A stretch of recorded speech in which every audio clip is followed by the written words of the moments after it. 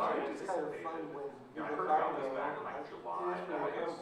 It was Things happening, and then they had some initial like webinar that was like, we don't exactly know, more information to come, and then some stuff came out in September, and they had some listening sessions while I was in Portugal that I did not attend. And then they said to follow up with workshops to talk about the options.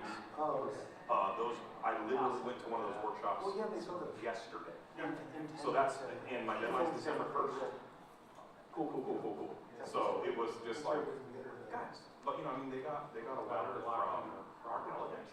They got a letter from our governor that said, hey, we need to push this deadline out. And that's from like some very liberal-minded folks that are super pro-environment that are saying, hey, we need to push this out in 90 days to give people time. So I was in the meeting with the governor's office when we went through all this stuff, and it was not possible. Like, Yes. this is such a reactionary thing, which is fine. But Well, and it's, I think the thing I just kind of keep the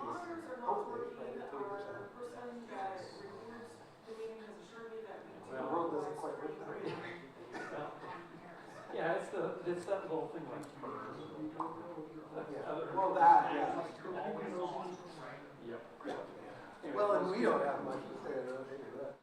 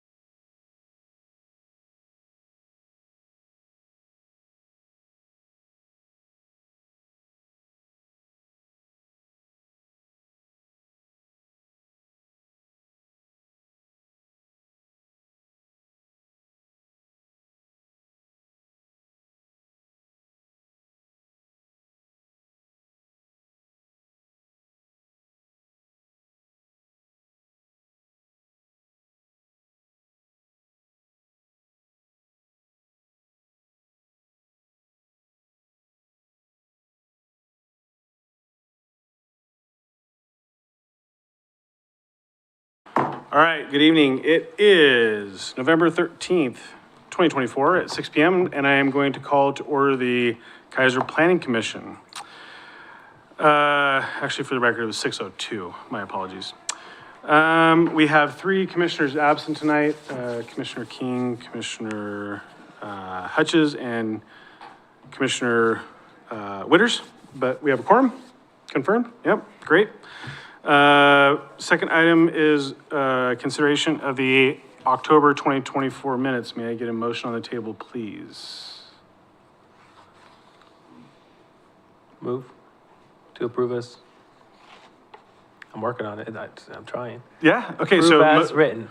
Motion to approve as written. Is there a second? Come on, Frank. I'll take it. All right, good to go. Was that, can I compel a planning commissioner? I don't know. So we have a motion and a second. Is there any discussion? All those in favor signify by saying aye. All those opposed say nay. Oh, actually, nobody said aye. Whoa. Aye. Good God. Aye. Aye. And I was absent, so I'm going to abstain. So we can't, that actually doesn't, Well, you have a quorum is a majority of the people who are here. thank you, Counselor. Okay, so the motion passes with 3 absent and 1 abstention. And I'm sorry, Great. who seconded? Was It was Commissioner Frank? Hostler. Thanks. All right, appearances of interested citizens. And so I'm going to preface this. We have a topic a little bit later, but I want to invite Bruce Anderson up. So one of the things that we're talking about a little bit later is the Planning Commission rules. And so I've asked Mr. Anderson, as a former Planning Commission chair and a former Planning Commissioner that termed out, to offer his opinion on the proposed rule change. And I've reached out to a couple other planning commissioners. So Mr. Anderson, welcome. Thank you for being here. The floor is yours. Please state your name and city of residence for the record and tell us your thoughts if you would be so kind. Okay. Am I on? Wow, I'm not used to this on this side of the dais here, Mr. Chair. For the record, Bruce Anderson, resident of Keizer, 1220 Jays Drive Northeast. And it's my pleasure to be here tonight to offer some opinions, thoughts, and so forth on the items that are before you with respect to rules and so forth.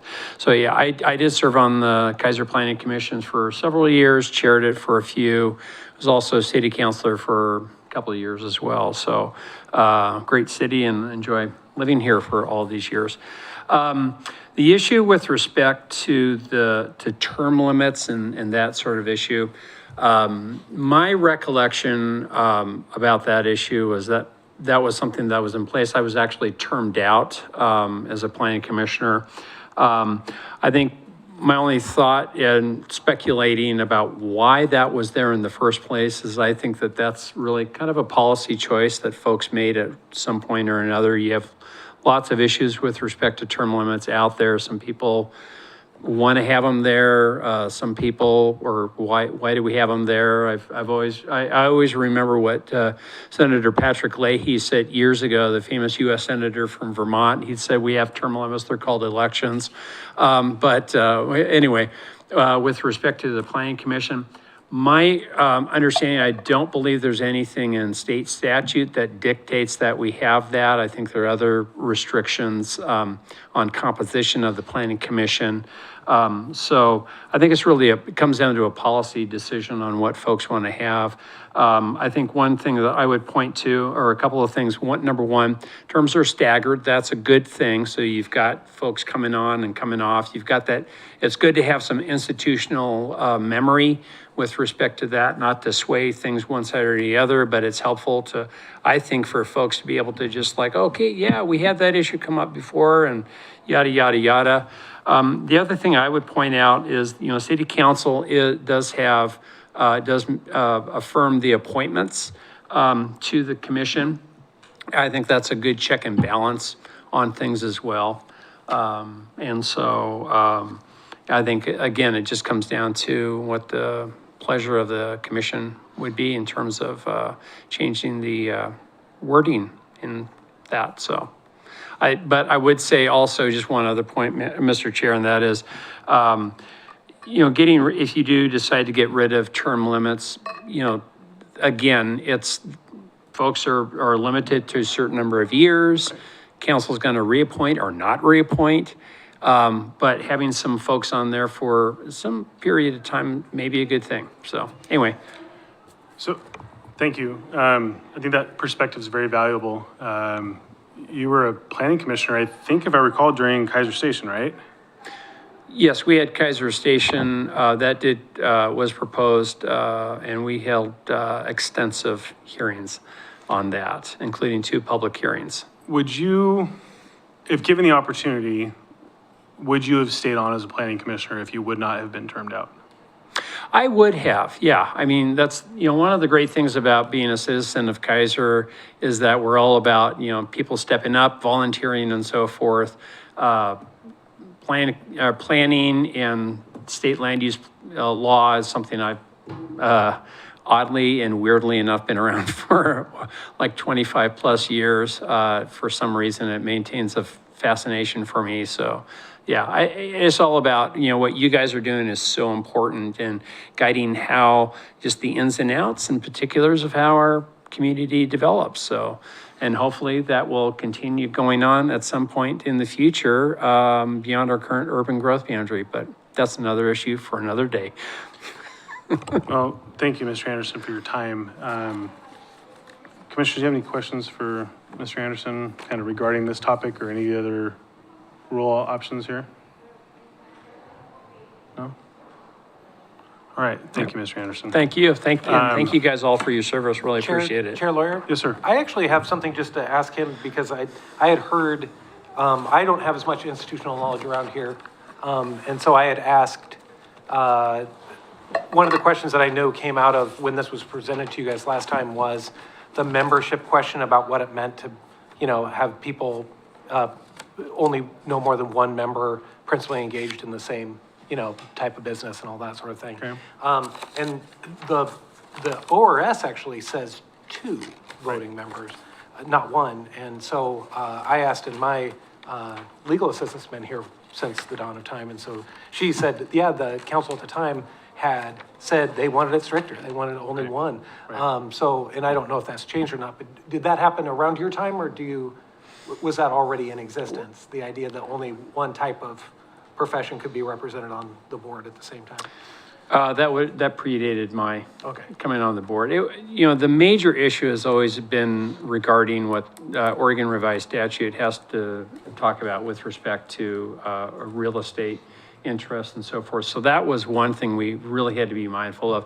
It's kind of a challenge, honestly, because you want people to step up, and sometimes people don't step up, so it's a little bit challenging to get folks to step forward and serve. So, in my tenure, we had a couple of home builders off and on the commission. I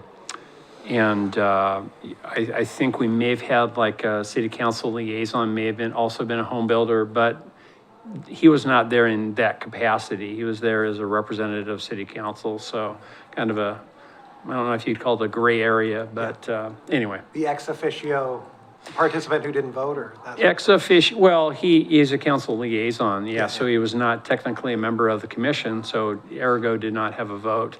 But his job was to liaise with the council, and so kind of a different issue, but still. Thanks. Interesting. Yep. Thank you, Chair. Yeah, no, thank you. I think that's a good perspective, and kind of understanding the historical how and why from your perspective, I think is super important too. Thank you for sharing that. Right on. Thank you. Now, I see another former colleague of mine, Mr. DeBlasi, do you have anything you want? Is that Mike? That's not Mike? Oh, I am so sorry, sir. What's your name? Jeff, Do you have anything to offer, Jeff? If you do, you're welcome to come on forward, please. I'm just listening intently tonight. I apologize. I need to obviously adjust my glasses. I thought you were Mike. And the only reason I was going to ask, Mike DeBlasi, who serves on the Traffic Safety Bikeways, I think was a planning commissioner with me at the time and also termed out. Councilor Duran, I'd like to ask for your perspective. You were termed out planning commissioner, and I don't know, because it's a legislative action, there's no conflict, right, Councilor? So if Councilor Duran wants to opine on this, he's not? Correct. Okay. Yeah. Councilor Duran, do you want to offer your thoughts? I mean, I obviously we're going to get into the nuts and bolts of this here in a few minutes, but since we're opening this forum right now. Sure. That's all I want. All I want to say. No, Sure. no, I went on the planning commission to help, thinking maybe I could, help move the UGB expansion along. That was 20 years ago, or 10 years ago, and it has not gone anywhere. I would have stayed on longer if I could have, just to, to see if we could eventually get something moving. And, now we're at a point where maybe we'll talk about it. And that was, 5 years since I've been off the council? Off the planning commission. I think 2019 was when I was last on. So I definitely would have stayed on longer, But now you get to do bigger and better things. Yeah. Now I'm still here. I just different position. So it's tough. I do think term limits have their place, but I think on something like this, it just seems like we really get moving, and 6 years goes by. So fast. And it's like, So fast. I just figured out what I was doing. Yeah. So, now I have to leave. So I think on this commission, it would probably benefit the city to allow longer term. So. And Councilor, this is the only term limited board or council at all in the city, correct? I can't answer that offhand, but it's the only one that comes to mind. Don, do you recall? I believe this is the only one. Okay. All right. Well, again, Mr. Anderson, thank you for your comment. I have a couple other comments I'll share when we actually get into this item. Please, you're welcome to say, and I'd love the ability to pick your brain a little bit more as we're not in a public hearing necessarily, but if we get into stuff and something just really says, aha, I'd really love you to be willing to opine. So you're welcome to say. If not, you can tell me what I did wrong tomorrow. All right. Moving forward. Any other thoughts or comments on public comment before we move forward? Nope. Okay. We're in item, 5A, which is Planning Commission rules. And I know that Shane and Mr. Lindsay, first of all, I did a great job throwing our city attorney under the bus at the council meeting when I brought this to council. I think I did everything to mention that this was Mr. Lindsay's fault, that he was the one that is causing all of this chaos. I got a slight disapproving look from the Public Works Director, and that's okay. But Shane did his absolute best to maintain his professionalism and did not smile until after the meeting. So, good job. Something about lipstick on a pig too, but neither here nor there. Shane, kick us off. What do we got? Thank you, Chair, Lawyer, Commissioners. So we brought back, last month's meeting, we brought these rules to get some input and some consensus on what direction you like to go. Obviously, I gave you guys a staff report. There's some similarities to the month before because it was kind of the same stuff with a little added information about what we did with the changes. I have to give credit to the legal department because Tammy really did the real work of putting together my notes and Dina's notes. And so Joe and Tammy really are the ones that kind of created the document that's before you tonight. With this, what we're looking for tonight is basically we're going to want to have Planning Commission make a motion tonight to make a recommendation to council because ultimately the changes to the rules do need to be approved by council. That's what the ordinance says. And basically what we did is we provided you with a clean copy for the resolution, which is your Planning Commission rules, because I think at the meeting before it was like 4 different copies of amendments and confusion. So kind of put that into one. It's all consolidated. Yep, all consolidated in the resolution.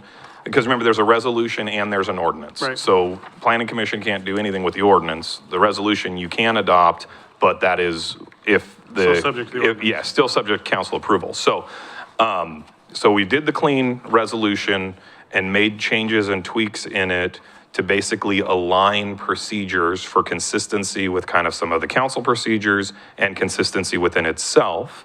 And then the other document is the actual draft redlined version of the ordinance with those few areas that we talked about, specifically the term limit element. Basically what the language does is it says, hey, yep, you're still gonna get appointed to a planning commission term of X amount of years, but instead of the term limit, at the end of that time, you would reapply, which is already what people do anyway. Yeah. And so, I felt that there was a lot of good discussion at last month's meeting from different planning commissioners and our new planning commissioner who used to be a staff planner at Marion County. And the example of, hey, a lot of times, we've had planning commissioners serve for 15, 20 years. And, I hadn't really thought of it until you guys brought it up at last month's meeting, but yeah, I hate it when we lose a willing and thoughtful planning commissioner because, as you all know, sometimes the stuff we talk about, it's a little dense and it's a little bit complex. And, I've been on staff here at the city for like 27 years, and there are things that we've literally been talking about the whole 27 years I have worked here. And so having background is, honestly, for a staff person, I'm very supportive of that concept. I do think there's a balance. And again, I'm not a policy setter by any means. I know there are times where, one of the great builders of a volunteer base is to provide opportunities to volunteer. Realistically, we don't always have our door being knocked down with massive amounts of qualified volunteers at the planning commission level. However, it's not always viewed as the funnest of the committees, I guess. They just don't know how much fun we actually have. Yeah, I know. They don't know how big of a party it is. So basically that's, what we have before you tonight is that clean version and then the red line version of the ordinance that we think we hit on the things y'all brought up at last month's meeting. And like I said, we've reviewed it. Joe and I've looked at it. I know there was some additional questions, and I think Joe is prepared to try to clarify those, that primary one on the 2 versus the 1, Yeah. and what's in statute and what isn't, and the 2 is. So I got to remember, I don't think we proposed a change on that one. I didn't see it. With this, but if planning commission wishes to do that, obviously that could be done through a motion, and we wouldn't have to come back again. We could just make that change before we took the recommendation to council if planning commission so chose to say, hey, let's just leave it at the 2. But yeah, so with that, I mean, I think it's enough background. It's enough of Shane talking. Happy to answer questions or defer them to Joe so he can answer the questions for what you might have. And also, Commissioner Grants is the vice chair. He didn't know that. He wasn't here. I read the minutes. Oh. Good for you. Of course you did, because you're the vice chair and you're responsible.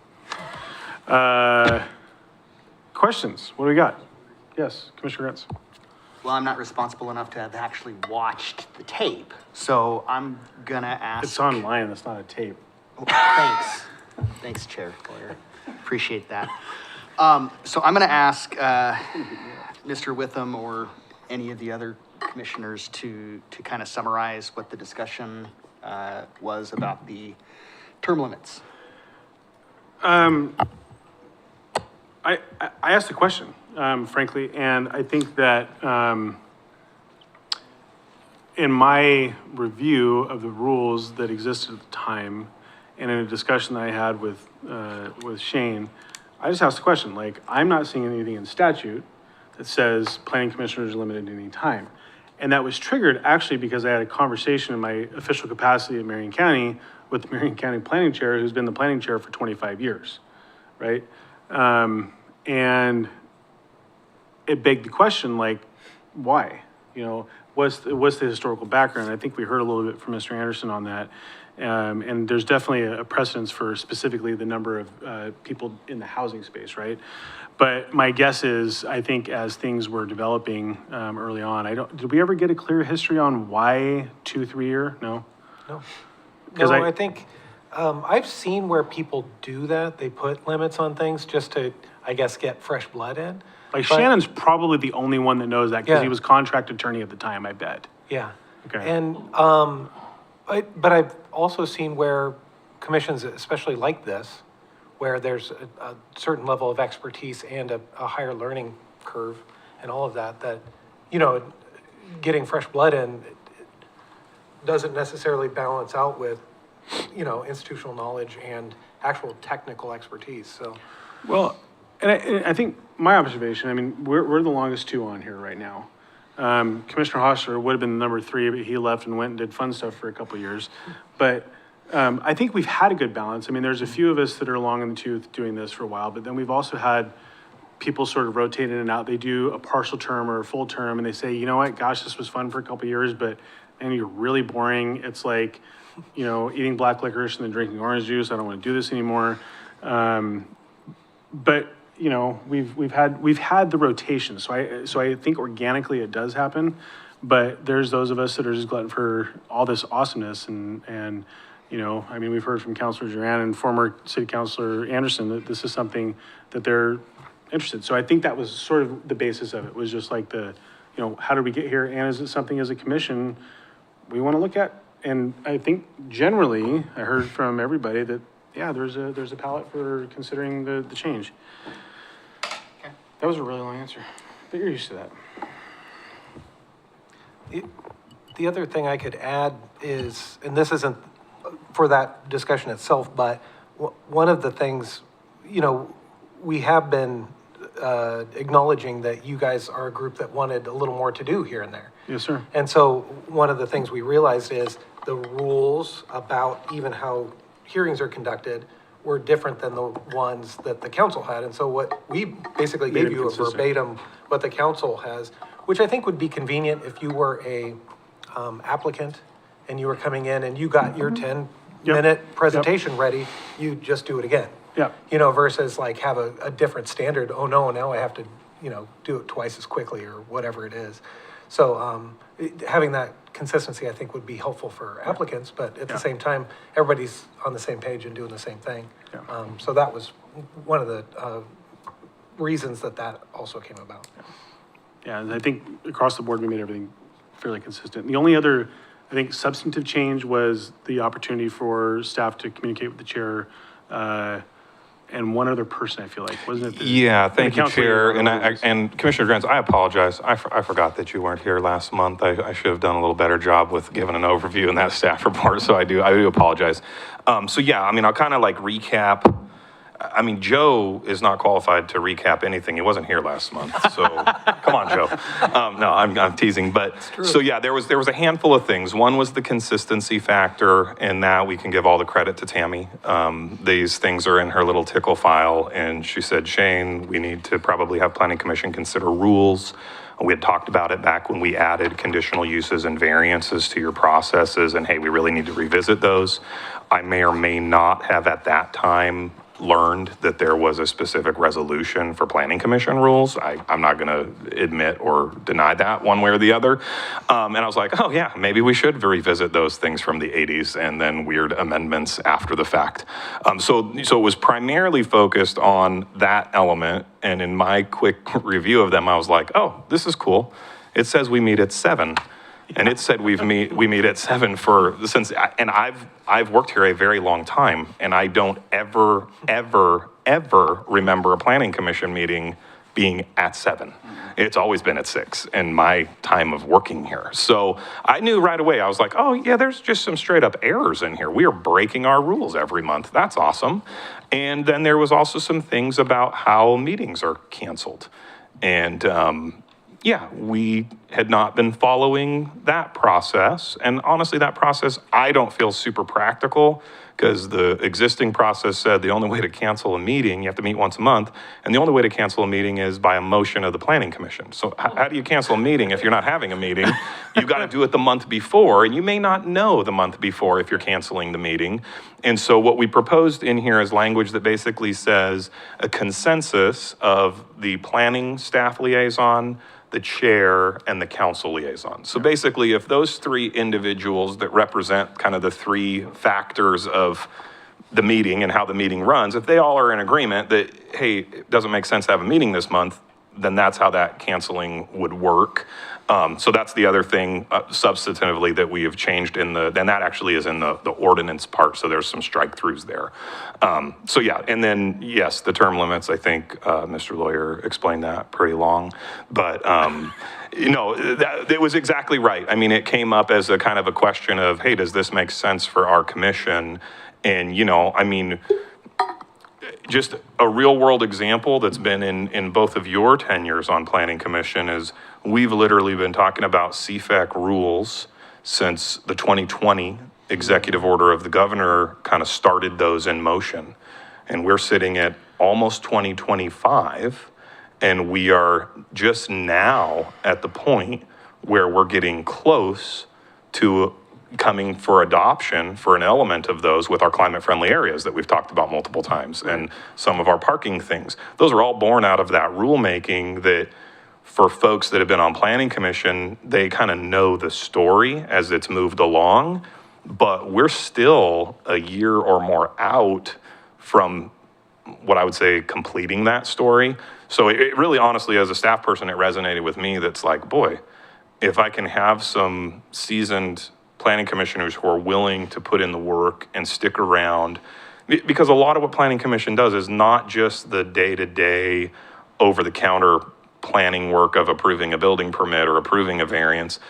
There's also a big element of long-range planning, and you know, our comprehensive plan is a 20-year living document that gets updated, and you know, TSPs are 20-year documents. So having that longevity does make some sense, at least in my mind. And I think Planning Commission had a good discussion about it and had some perspectives that I think, frankly, had just not really been thought about too much. Also, I mean, as a staff person, it gives me the ability to strong arm existing planning commissioners as the terms are coming up to say, hey, get your application back in. You need to stick around. Or not, you know, I mean, but no, I joke about that. But so anyway, that just a little bit more backstory on what the discussion kind of entailed. And then there was quite a few pieces where I said, I don't know, you got to ask Joe, and he decided not to come tonight. So no, he had another obligation with the legal something with lawyers. It was a lawyery thing. So anyway, does that help a little bit for background? Yes, it does. Thank you, Mr. Witham. And starting what I think is my 6th year on the commission, it really is amazing how quickly some things can move through here when they're forced by the state. And somehow some things just, they move so slow. Yeah. Yeah, that's the thing that exists. Okay, so, Mr. Anderson, you've heard some stuff. I'm gonna summarize really quick. So we have consolidation of all the rules into one.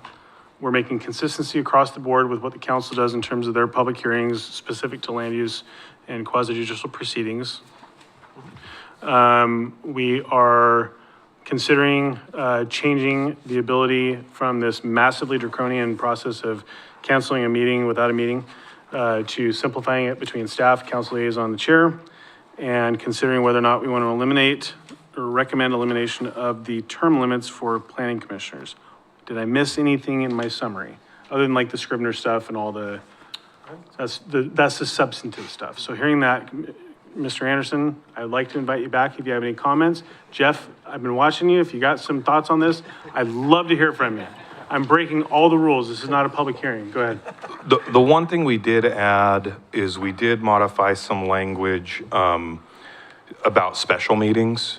Yeah, to call them as needed. Yeah, because of the additional possible land use stuff, there really wasn't anything in the rules that really spelled out how to do that. So we did add some language in there that, hey, might have to have a special meeting, and so that's, process to do that. So, That's great. but yeah, otherwise, perfect. Mr. Anderson, Yes, sir. Thank what you. do you have? Yeah, no, I think you guys have uncovered a lot of interesting, very interesting issues. And so that's, well done. Yeah, and on the point of the, no more than one person being engaged in the same kind of occupation, that's another one, no idea. I think, once upon a time, if you go back to when Keizer was founded, I'm sure there were a lot of good ideas that were getting thrown around. Term limits on this may have been one of them, and limiting who can, folks being in the same job. I would say if you go to the following sentence about non-residents, I think that may have been a more recent addition, but. Having one non-resident? Yeah, that no more than one non-resident can be on the commission. And my recollection on that particular one may have accommodated, and forgive me, I cannot recall his name, John, he passed away. Yeah. He was like I think he owned the bowling alley.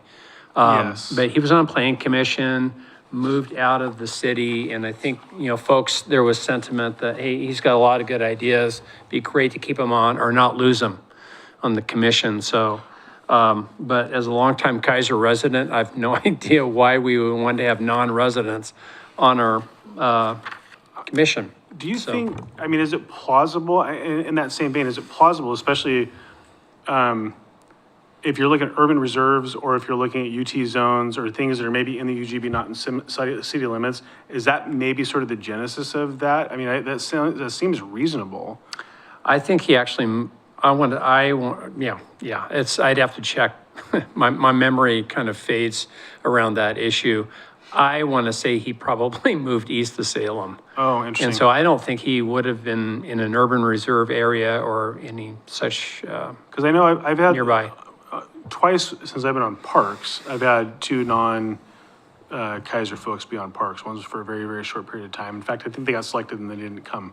And then one guy was on there, Ben, a very good friend of mine I graduated high school with. He was on there for a while, then moved and just couldn't do it, but. Yeah, again, I think some of this does come down to more of a policy decision on what y'all want to do, so, And actually, just as a matter of, for the record, I think, consistent with what I think Councilor Duran said, if there's any conversation whatsoever about an urban growth boundary expansion, if we have somebody that's maybe in that area, whether it's urban reserve or maybe just on the outside of a city limit type situation, I think there's a lot of merit to that. It does create potential conflict if there's quasi-judicial actions that happen. So we have to be really careful on how we look at that. But I think there's potentially merit to that potential I mean, if it's already settled and all that kind of stuff and it's zoned, probably there's very little Yeah. limitation. I would, if I may, Mr. Chair, I mean, one thing, and our attorney can correct me here on this point, but I don't know if in the rules there's anything for a declaration of potential conflicts of interest or not. Yeah, in the, for quasi judicial hearings, yeah, you cannot have a conflict. And even if you have a potential one, then you have to announce it. And then be questioned if somebody wants to question what that means. Yeah, yeah. But that, I mean, so just on that point, I think that's a good way to be able to get things like that out on the table, as it were. And just one final thing, if I might, Shane mentioned the technical, interesting areas that you all may kind of delve into. And for what it's worth, I think it's really good to be able to have folks that do have some long-term or long tenure, notably those folks that are in those areas that are involved in those sorts of things. I mean, when I was on the commission, we did get into some of those things like, well, boy, am I glad you were here to kind of get into some of the technical issues of why do we do this or why don't we probably don't want to do certain things, so anyway. No, that's super valuable feedback. Thank you for your expertise and willingness to bring that forward. My pleasure. Appreciate it. No, thank And I will say, I reached out to Commissioner Collier, former city councilor as well, former city councilor, Commissioner Gary Whalen, former commissioner, current budget member, Jonathan Thompson, just to get their perspectives. I'm just going to call it tacit consent because they never responded. I'm kidding. But my guess is, based off of how well I know all those gentlemen, if they would have had some heartburn on it, they probably would have said something on it. So I can't speak for them, but I did reach out to them. I just want to clarify that for the record. Any other thoughts or comments? Jeff, you've been hearing it. A lot of nonverbals. I'd like to welcome you up if you've got anything. Can I just sit here? I just want to ask one thing before I even... I hate to ask you this. I do need you to come to the mic though, because otherwise they don't capture it on audio. So if you would like to ask a question, that would be most beneficial for our folks at home, but mostly for Dawn as she prepares the minutes as well. Yeah, I've never been accused of people not being able to hear me. I haven't either, but I can hear you just fine. I want, before I ask any questions, I just want to make sure I'm understanding this. Yeah. Are we talking about this commission right here, term limits?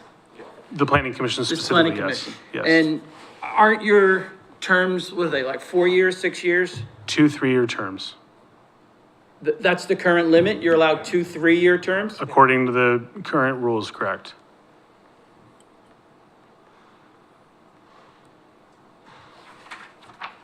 And is the rule to just eliminate that totally or expand it to maybe 4 terms or something like that? 'Cause based on what I'm hearing, I can hear where 6 years may not be, may not be adequate based on the speed of which things work in local governments. But having it unlimited seems not, I don't think you would want it unlimited. And you even mentioned, getting new ideas in there. Sometimes things take longer.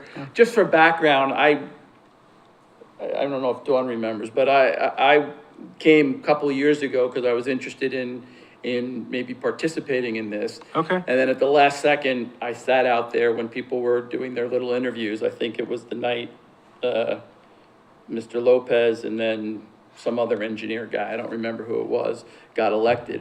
And I'm like, I'm just gonna start coming to some meetings and kind of hear Okay. more because I wasn't willing to commit to 3 years at that time. So this is one of those things where I'm just coming to listen to it. Great. I think, I'm sorry, this gentleman's here comment about, the Senator Leahy and the elections. You guys aren't elected. Correct. You guys are just, it's somebody comes up, raises their hand, I want to volunteer, and then it's up to the people up here to say, yeah, we want that guy, or we want that guy, or we don't want that person. Right. So I don't think that's really applicable because Well, it's like an old, you're elected by what? 1, 2, 3, 4, 5, 6, 7, 8 people or something? It's actually the volunteer coordinating committee. Yeah. So there's a committee that reviews all our volunteer applications for, like, if you're on the Parks Board or the Traffic Safety. Right. So when there's a volunteer position that opens, people can apply. The volunteer coordinating committee makes a recommendation to city council, And then city council is actually who is the actual appointers. Those pointers? Yeah. Okay. Yeah, Like I so said, that- I'm just sitting in the back listening, and these are the things that come into my mind, as I hear this.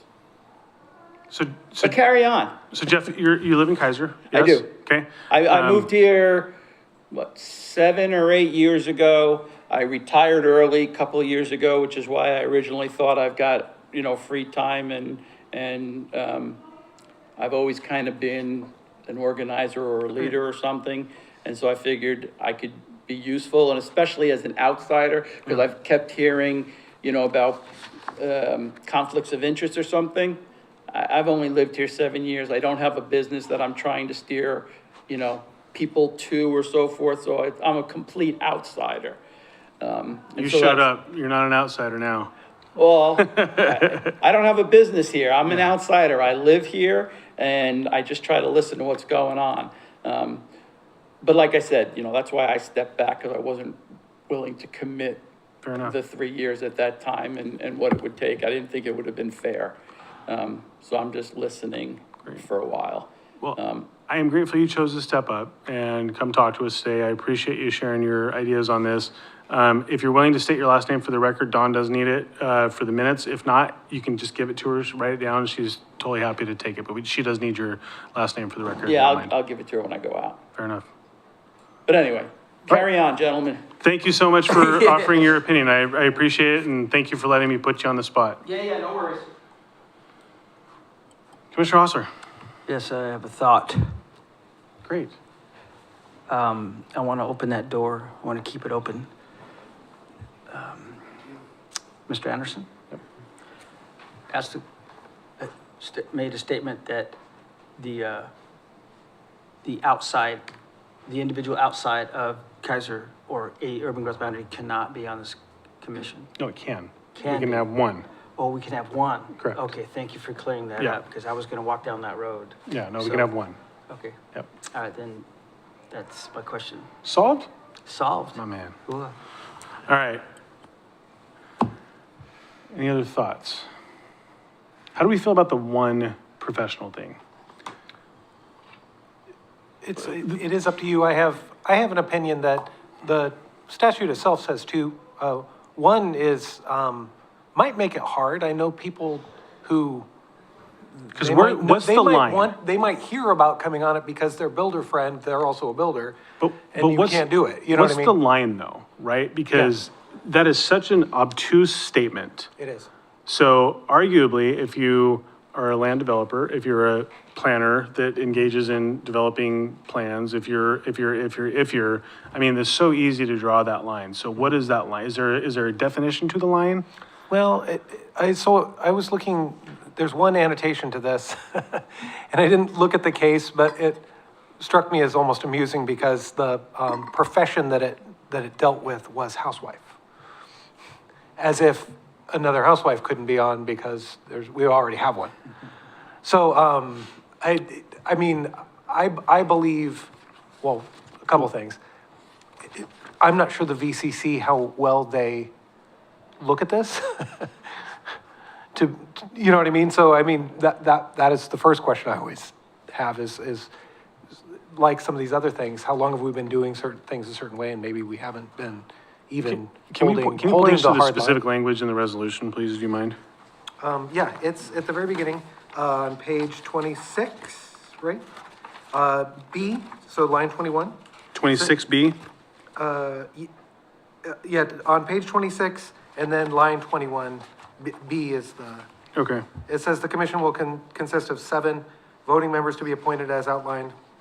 No more than 2 voting members shall be engaged principally in buying, selling, whatever. No more than the next sentence, it says no more than 1 voting member shall be engaged in the same kind of occupation, business, trade, or profession.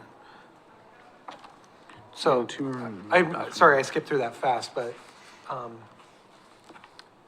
so it has, it's odd in that it says no more than 2 principally in buying, selling, or developing real estate, but that doesn't really make sense because the one, and I think that was one of the questions Planning Commission had, is which one holds more powerful? I think the one is if you're buying and selling real estate, I guess somebody might have 2 jobs, but and they're But principally one and one's not. I think it just offers, in this language, can you confirm some of this is statutory? Well, so the statutory, I'll read it to you if you want, because I did print it up just in case. I would really like, because here's my, I'm gonna take this down to the trailer park and talk about it. Yeah, You can't have anybody selling, working, painting, looking, or polishing cars, right? And it's really, I mean, it's such a broad thing. So you could say, well, the guy that's appraising cars to sell them, and the guy that's selling the car, Yeah. and the guy that's building the car can't all be on this thing. It just seems, I mean, think the you fear- eliminate such a massive base of individuals. I think the original sort of impetus of this sort of thing was so that all the builders in town didn't all get on the commission and Okay. all, change the zoning. Okay.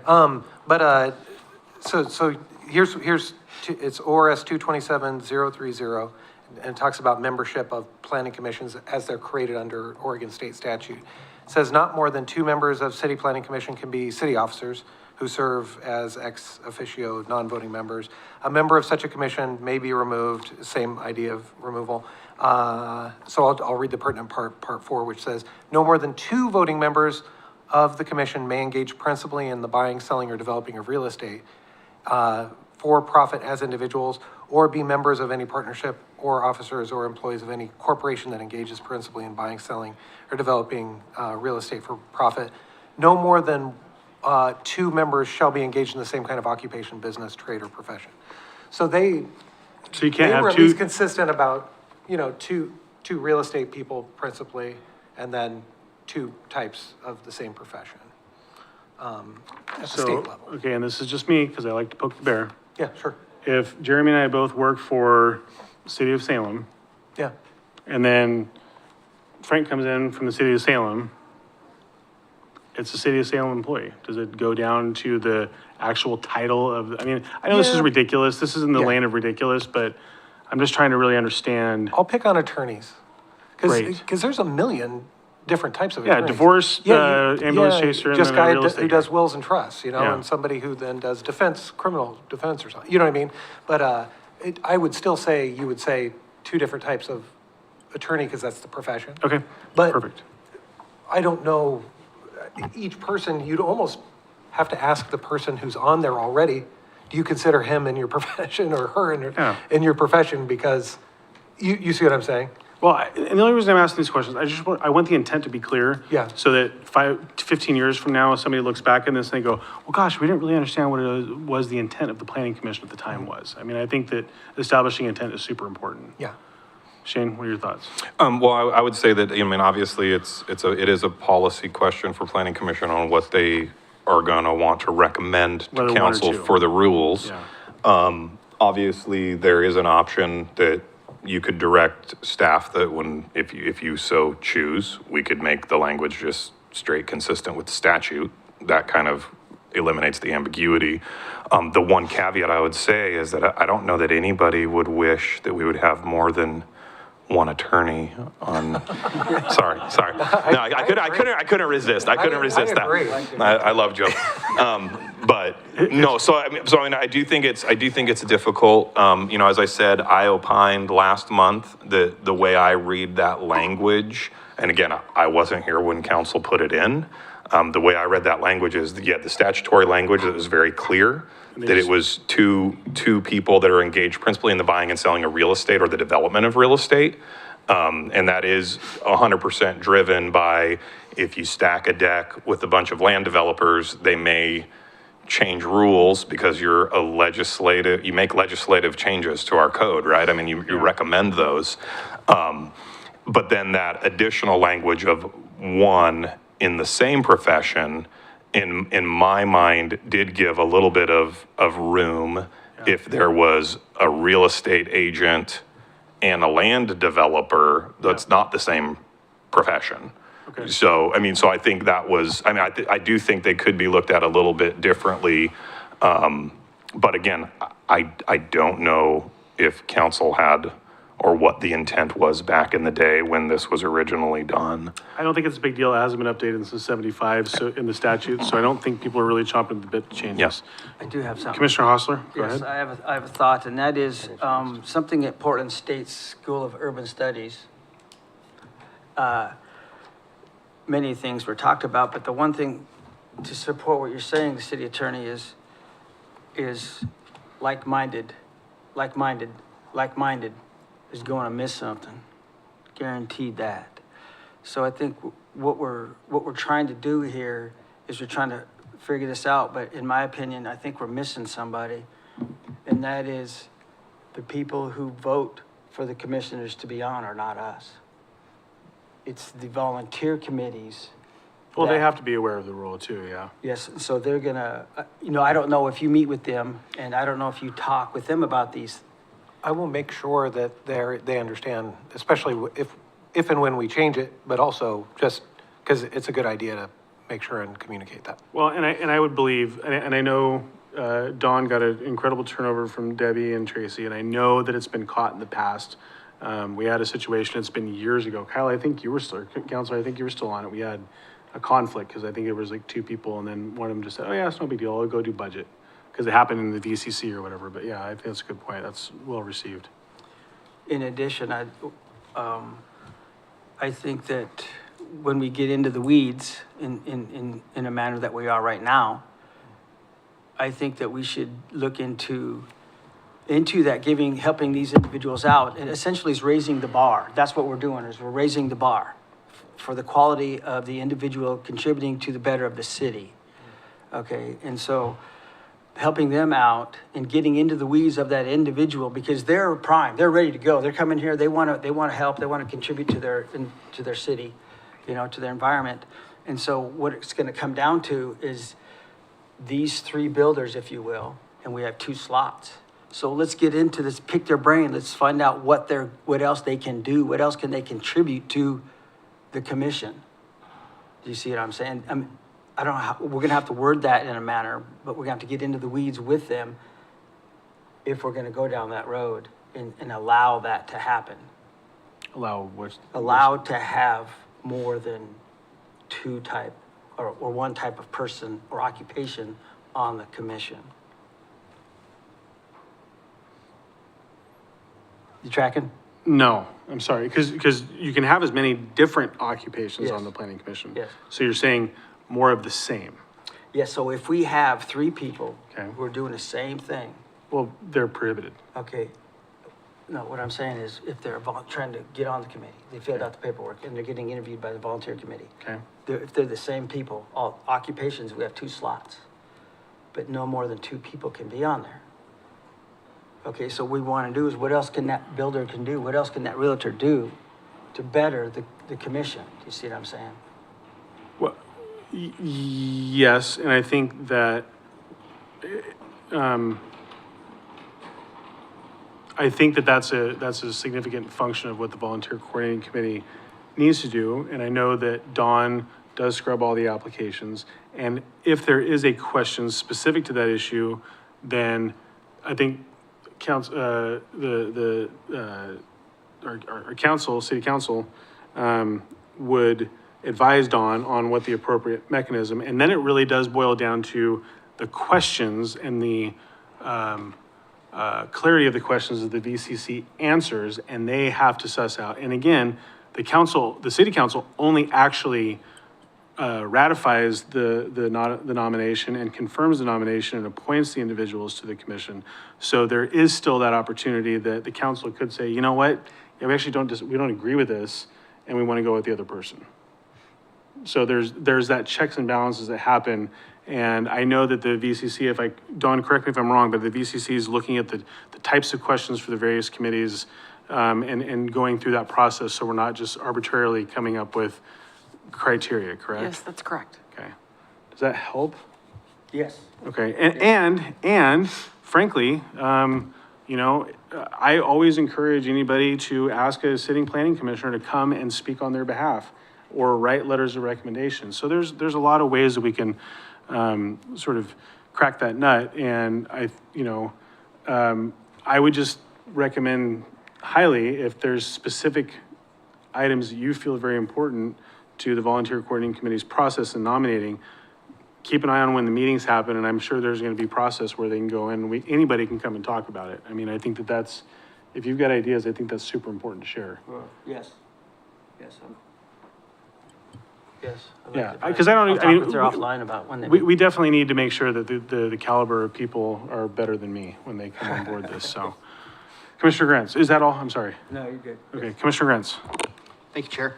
So when I first started thinking about this particular topic, I started to think, gosh, those two conflict, right? Because I can have two people that are in the principally in buying, selling, and or developing of real estate, Right.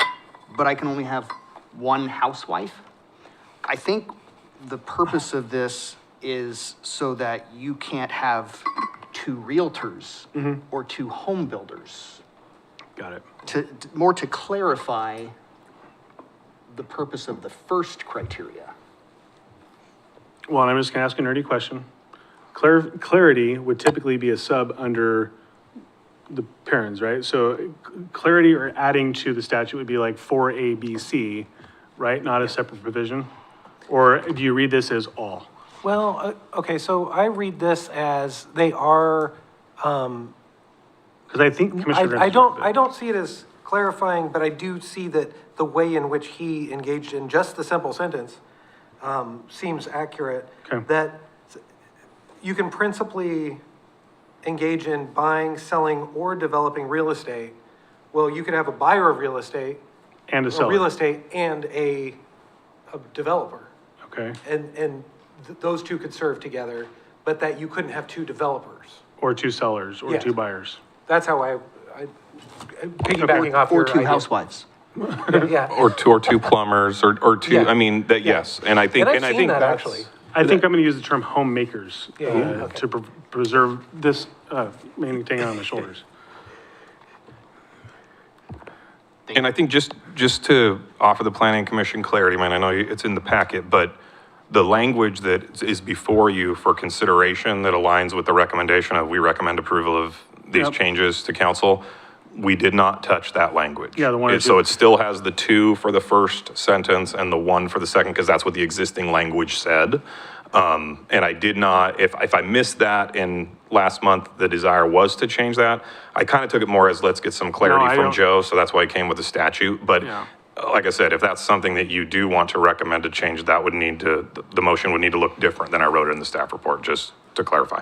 Commissioner Lopez. You what could do say as amended with the two and we could change it and it would move forward without, Okay. Did you have a follow-up? Commissioner Lopez, what are your thoughts? I think, like Commissioner Grant said, I think that's where I'm at too. It makes sense the more I hear, the different ways of hearing. So with the clarity of exactly what just happened, right? Because I mean, in construction, there's so many things you can do, right? And automotive, there's so many things you can do. And retail, there's so many things you can do. So narrowing it down to the one, me and you don't do this exact same thing, literally exact same thing as I work in, I clean the cars, you clean the cars. Yeah. We avoid that. So I think it's, I love that we're using the car analogy, so we're not picking on people. I don't want to say my own. I don't want to do a shameless plug, But I also heard from Mr. Anderson, and I think there's a historic precedence on why this got here. We do have a volunteer coordinating committee. That's the first check. Well, actually, first check is Dawn, making sure that the applications all fit within the eligibility criteria for the position being considered. My guess is if you have two people that wash windows, you're gonna say, hey, we can only get one. So they are gonna choose between one of you, even if there's two positions available. So that's check number one. Check number two is they go through the VCC process. There's a nomination, it's seconded, forward to the city council. So with those three separate actions that occur, what are your thoughts? Do we go entirely consistent with statute, or do we stay where we're at?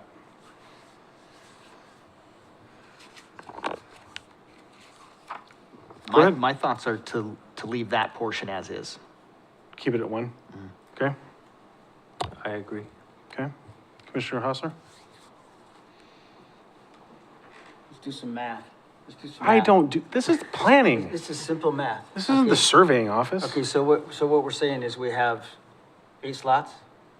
Nine, what do we have? Seven Seven. slots.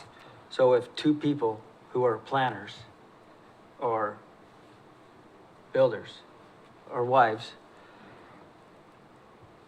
it won't go. They can't go. We can only have one wife, one car, right? That's I don't- correct. I think that we're gonna be able to tease that out, and I disagree. I think that I think we could have two more, because the other five will understand what that other person is doing and vote for whatever they're trying to do, if you can see what they're trying to do. Yeah. Because that's what we're trying to do, is trying to keep, what I want to say, nepotism, or trying to change a code.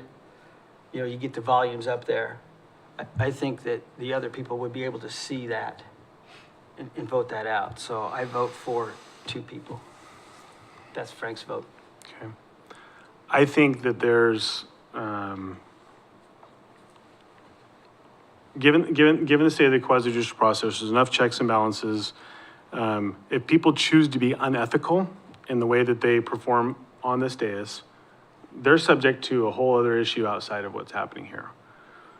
But I also know that Dr. Jerry McGee said, you stand on the shoulders of giants, and you need to remember how you got here and why you got to where you are. And so I am actually going to agree with Commissioner Grants and Commissioner Lopez that I think we need to stick with where we are. There is a precedence. We heard from Councilor Anderson on his recollection of sort of how that got there.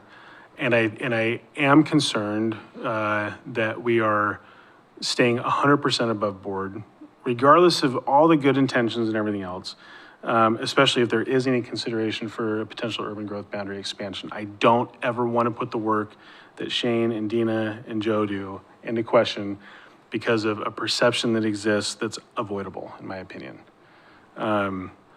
So I am going to side with Commissioner Grants and Commissioner Lopez. Commissioner Hostler, I think you're right. I think all the right checks and balances are there, but I have to, in all good conscience, respect the work that's been done by this body before and our counselors who did a really good job setting this up. And I think I have to go with what the recommendation is for keeping it as is. Any other thoughts? Shall we put a motion on the table for, do we need two? Do we need a resolution and an order, or just one? It's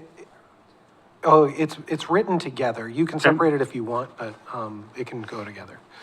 If there isn't going to be any amendments to I don't either one. think I've heard that we need any amendments, right? No? Okay, so we just do one. Commissioner Grants, if you would be so kind.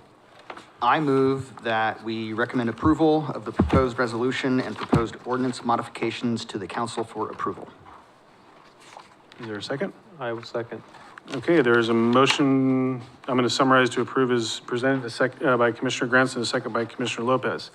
Is there any further discussion on this item? I'm just going to say thank you, gentlemen, both for providing your candor and expertise. I appreciate it. This is a great conversation. I am very grateful that I've got the four of you here. I really wish the other three were here, but we'll make sure that they get the opportunity to watch the tape all alone in my Blockbuster membership.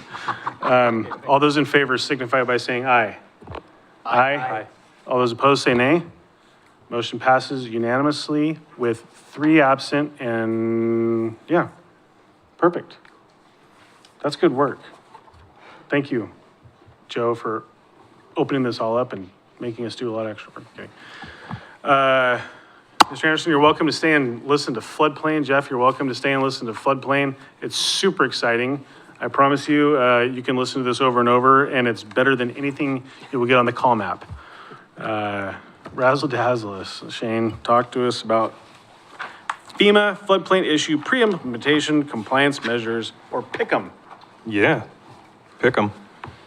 Yeah, well, Commissioner Chair, Planning Commissioners, so this is an item I wanted to give you all an update on, give a little bit of background. I kind of did a little short presentation presentation's on the dais in a printed out format for you if you want to follow along. It's also on the screen in front of you. I also included a little handout that's an FAQs, frequently asked questions, response that was put out by FEMA regarding this. Yeah. I've never seen a 10-plus page FAQ. I know it's 10 It's like, pages, that's isn't not that FAQ. awesome? That's the collated version. They have This a is like a one-page. bad executive They have summary. a one-page version also, but when I saw the 10-page one, I'm like, no, you guys are getting that. So you're welcome. You're welcome very much. So we're just going to kind of talk about this a little bit. I kind of wanted to give an update. PICM stands for Pre-Implementation Compliance Measures, and there's a little history here. Yes, sir? Can I set the stage with a comment? I just want, I mean, you're the chair. no. The federal government says you shall. We are looking at this because we shall. And whether we want to or not, essentially we shall. Yeah? So yes, in a roundabout way. And So what I would say. there is some flexibility, you're going to describe. Yeah, what I would say is that, so what this is that in Keizer, we're what's called an NFIP community. We participate in the National Flood Insurance Protection Program. And so that means our citizens in Keizer, because we have certain standards in place for development along floodways and floodplains that protect those things from losses, they're able to get insurance. And so there's some floodplain areas, which I have a slide that kind of has a little snapshot of our flood zones in Keizer. But if you live along Claggett Creek, if you live along the river, you probably have to carry flood insurance on your house. And if you're not an NFIP community, you don't get flood insurance. You might be able to get it privately, but so this is something, as I said earlier, and you guys know, I've worked here for a very long time. I've lived here for even longer. To my knowledge, we've always been an NFIP community, right? As if a big flood happens and somebody's house gets damaged, they have that insurance to protect that. A lot of times mortgage lenders, if you're in a flood zone, they require to carry flood insurance to secure that mortgage. So FEMA, Federal Emergency Management Agency, is the administrators ultimately of the NFIP program that serves cities throughout our country. And so in order to be participating members, you have to do certain things to qualify. And so this PICM, this pre-implementation compliance measure, is one of those that FEMA is telling us, hey, cities, you have to do this. And I got this little timeline. I think it's in that document I gave you guys as well. But basically the history on it is this, is back in 2009, there was a lawsuit that was filed against FEMA. And it was by a handful, it was a group of environmental advocacy groups that basically said, hey, this is the Shane Witham paraphrase, so I'm not a lawyer, I apologize. It's gonna be the dumbed down, sixth grade reading level version, because that's basically what I am. But they basically said, hey, in 2009, we're suing you because the way that you are administering the flood plains in the state of Oregon are damaging habitat and causing harm to threatened and or endangered species that are protected by the Environmental Species Act, namely primarily salmon and Oregon killer whale. So clearly we don't have killer whales right here. I mean, man, if we did, that would be awesome though, wouldn't it? So in 2009, this lawsuit was filed. It put FEMA into this process to consult with the NIMFS, the National Marine Fisheries Services, and NIMFS issued what's called a BIOP. I almost just put all the acronyms and just did the slide, and that was all I was gonna tell you. Like, here's all these acronyms, because this is the most acronym-laden stuff ever. It's awesome. So the BIOP, which is a biological opinion, was issued way back in 2016. I remember when this happened, and people freaked out because they were like, oh man, what does this mean? And part of it, they did say, hey, yes, we've got some problems because the finding was that it was a likely to cause adverse impacts or a takings of habitat for threatened and endangered species, which is a no-no. You're not supposed to do that, right? I mean, that's not good. They're threatened and endangered. You don't want to mess with that. So that was in 2016, and originally there was a deadline of, I want to say it was 2018. I don't know if it's in there, but anyway. But there was an extension granted to like 2021, and there was a draft called the Draft Oregon Implementation Plan for the NFIP ESA, Environmental Species Act, integration.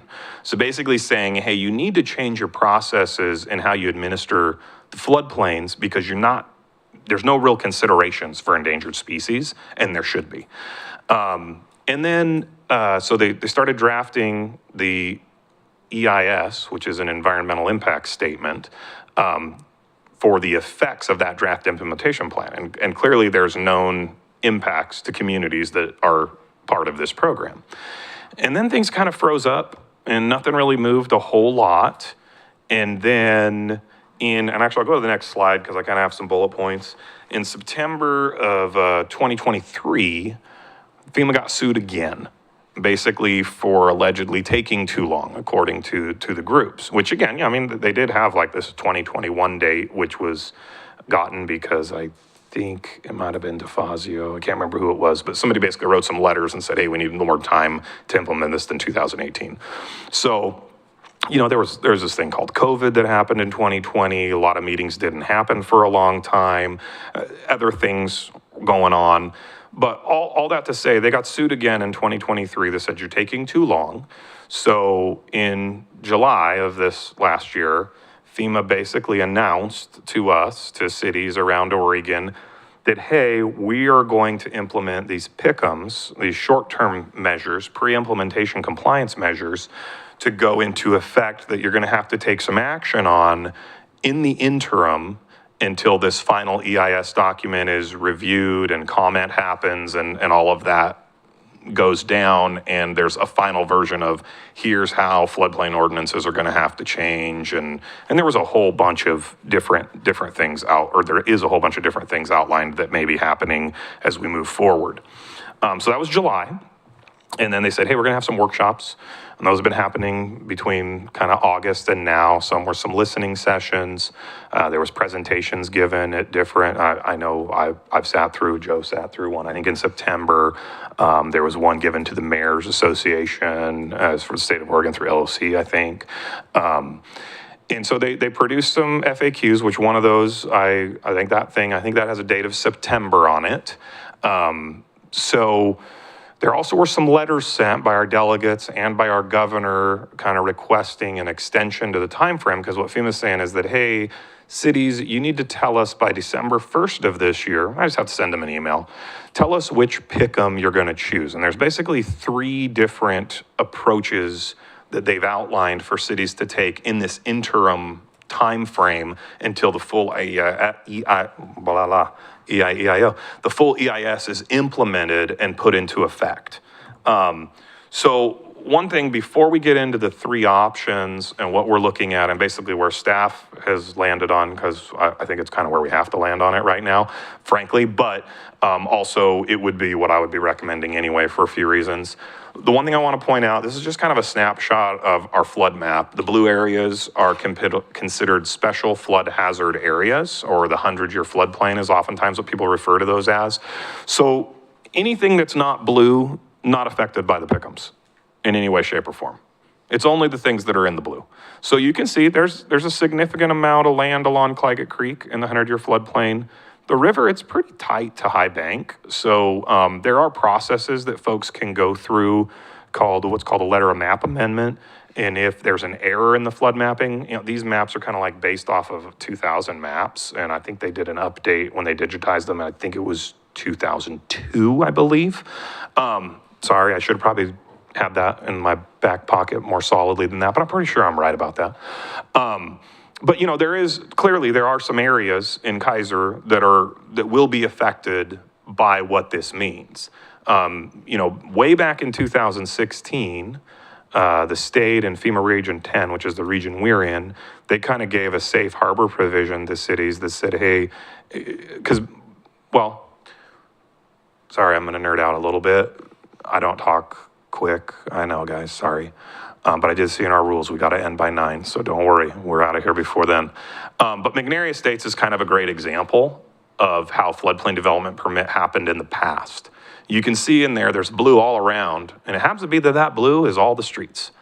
The lots are not in the floodplain. And what happened is in the 80s and into the 90s, as McNair Estates was built, they actually brought in some fill and elevated that ground to protect those houses from flooding.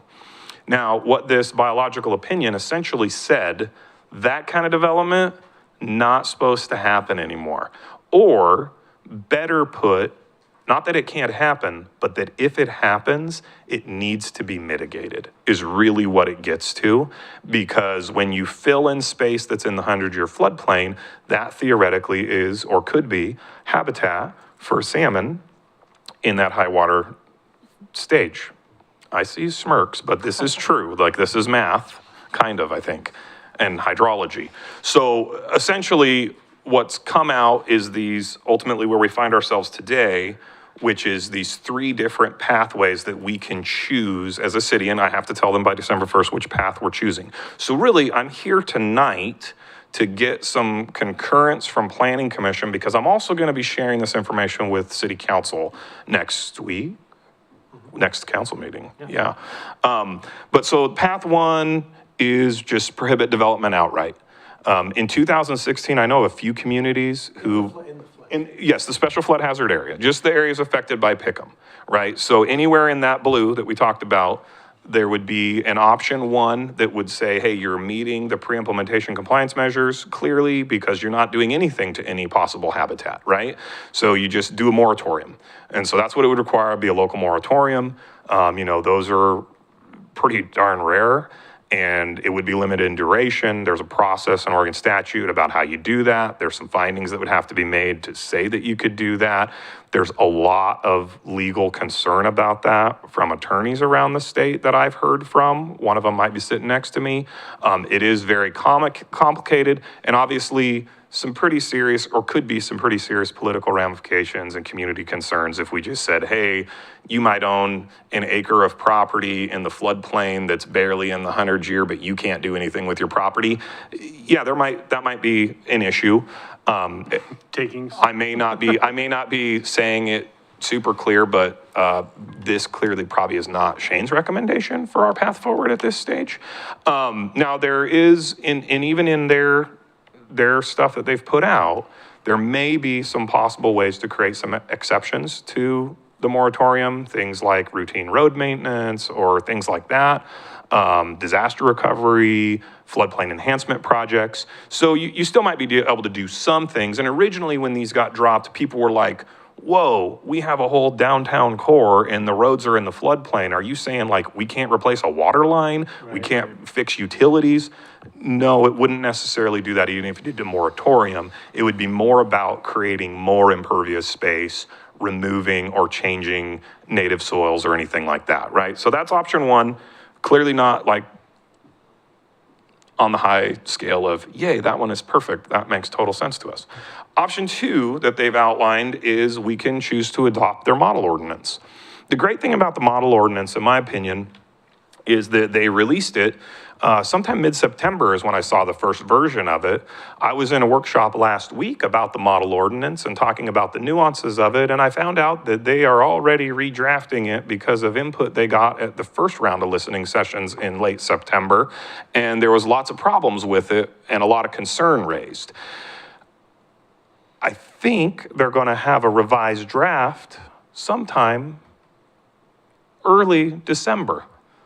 Not prior to December 1, where I could look at it prior to December 1, however. So I'm very hesitant, not only because I haven't actually seen a final version of the model ordinance to say that's the route we want to go as a city. I haven't been able to review it. I mean, I reviewed the first version and I would say, I don't really want to go this route.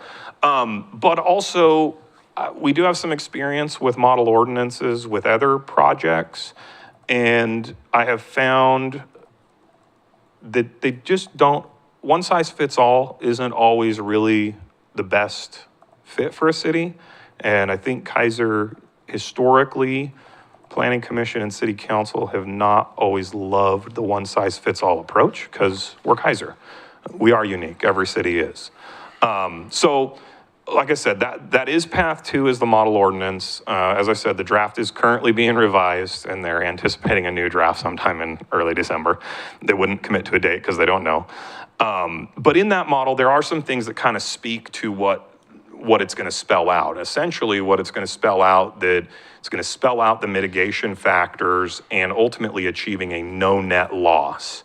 In 3 specific areas: floodplain storage, so the volumetric measurement of how much does the floodplain store now, and if you're filling or putting a building on it that's taking away storage, you have to calculate that out, quantify it, and you have to mitigate with the equal amount of storage elsewhere on the site.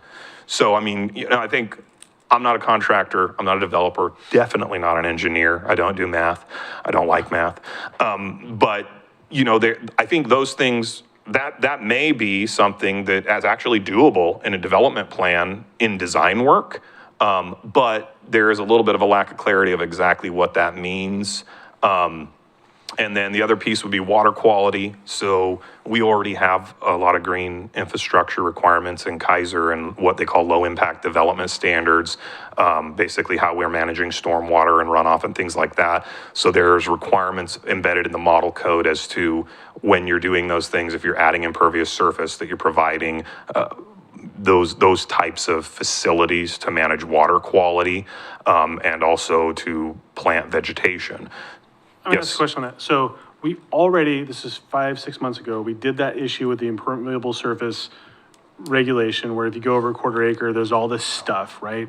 So what's the conflict now? Yeah, so I mean, different above and beyond. Okay. So this is very specific to just that special flood hazard area. Okay. So where Right, okay. elsewhere, you still have to do that other stuff anywhere in town. Right. But in this case, it's a little bit different. It's like anything you do, you've got to, Do a little more. yeah. Okay. Yeah, essentially. And I mean, it could be pretty similar. Honestly, that's part of the issue, is that I don't know that there's been time enough to review it with any kind of real world cases to know if the model code. Well, they still haven't gotten to the lawsuit, right? Only the lawyer with that. I mean, yeah, okay. Yeah, Fair enough. yeah. So, Sorry to derail so it. the other thing about the model ordinance is clearly we have a floodplain ordinance. We changed it a few years ago. Some of you were on the planning commission when we did that. That was an example where we kind of adopted a model ordinance that we don't totally love because it's not super awesome to work with on a day-to-day basis. But obviously, if we move this route, it will require us to do a legislative text amendment, which means appropriate timeframes. And you would have to make that happen, and it is impossible to do that before December 1st because there's a 35-day notice to DLCD before we even do anything. So we're definitely not going to be adopting that by December 1st. So the option 2 is not an option, but it could be the path forward that we want to make. Now, one thing that's awesome about the workshops I've sat through is I'm not going to blame FEMA. They're in a tough spot, and they're trying to help folks. They are offering technical assistance grants. Well, they're offering technical assistance. They're not offering any money for anything. I asked them, I was like, hey, will you guys staff how to review some of these things and like help us? And you providing any documentation? And they're providing some guidance documents. So that's great. But the reality is we would have until July 31st of 2025 to adopt the model ordinance if we say that's what we're going to do. However, they've been very specific that you have to tell them by December 1st. So we tell them by December 1st we're going to do the model ordinance. As of January 31st, I believe it is, January 31st, we have to start applying the permit by permit review, which is option 3 that we'll talk about in a second, until that model code is adopted. Basically, the model code gives more of a clear and objective, hey, if you're doing this, you will do this. We say this mitigates that impact to a no net loss standard. So the model code may very well be what Shane, as the planning director for the city of Keizer, may want to recommend to this commission and council in the future. I am very uncomfortable in saying that's what we want to do right now, however, because I feel it's just premature. It's like very much kind of cart before the horse with where they're at in their review. Oh, I thought Joe was going to chime in and correct me. So leads us to Pick'em Path 3.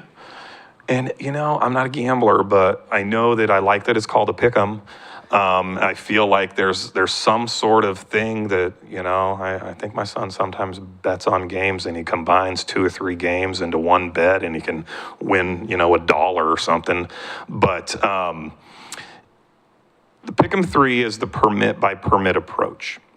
And this is the one that basically FEMA has said, this is the default option. So if a city doesn't tell us what option they're picking, they're doing, this is what we're going to assume, and this is what we're going to hold you to. If the city tells them, hey, we're going to adopt the model code, and we're not going to be able to do that until next spring because of, you know, notice requirements, they still are saying you still are going to do the permit by permit approach. So really the only way, if the city said, hey, we did a moratorium on floodplain development permit, so they would say like, okay, you don't have to do a permit by permit approach because there are no permits. But with the permit by permit approach, I was in the work session for that one yesterday. So that was kind of awesome. That was the first I got to sit through their workshop. They'd offered it the week before, but I was unable to attend it on that particular day because I had other meetings scheduled. But again, it requires what's called a habitat assessment and then also a mitigation plan that would be reviewed as a part of any floodplain development permit in that SFHA area. And they need to demonstrate how the application is going to achieve that no net loss. So it needs to include the mitigation ratios for if you're removing this tree, you got to plant this many back. If you're removing this much dirt, you've got to have this much more storage. And the other... Are there objective standards for that? Well... My guess is no. Not exactly. I mean, I think that the model ordinance tries to get to those. I don't know if Joe has an opinion on this. That is one of the concerns that gets raised. That's why they're amending it. Yeah. So the other thing is they put out a habitat assessment guidance document that I think was 50 to 75 pages that I tried to get into and read a little bit and try to understand what does this mean for Shane, who processes a floodplain development permit. Just newsflash, Shane's not a biologist. I am not a scientist. I'm a land use planner. And it's very difficult because it does feel to me like, I mean, I didn't get, never mind, inappropriate for me to just give my narrative on this. It doesn't really matter. We're at the place that we're at. Now, the interesting thing is up until my workshop yesterday, and there was another attorney that was on the line representing a community in town that raised some points that I was like, oh, shoot, I got to talk to Joe. So Joe and I had a conversation yesterday afternoon after I'd gotten out of my meeting.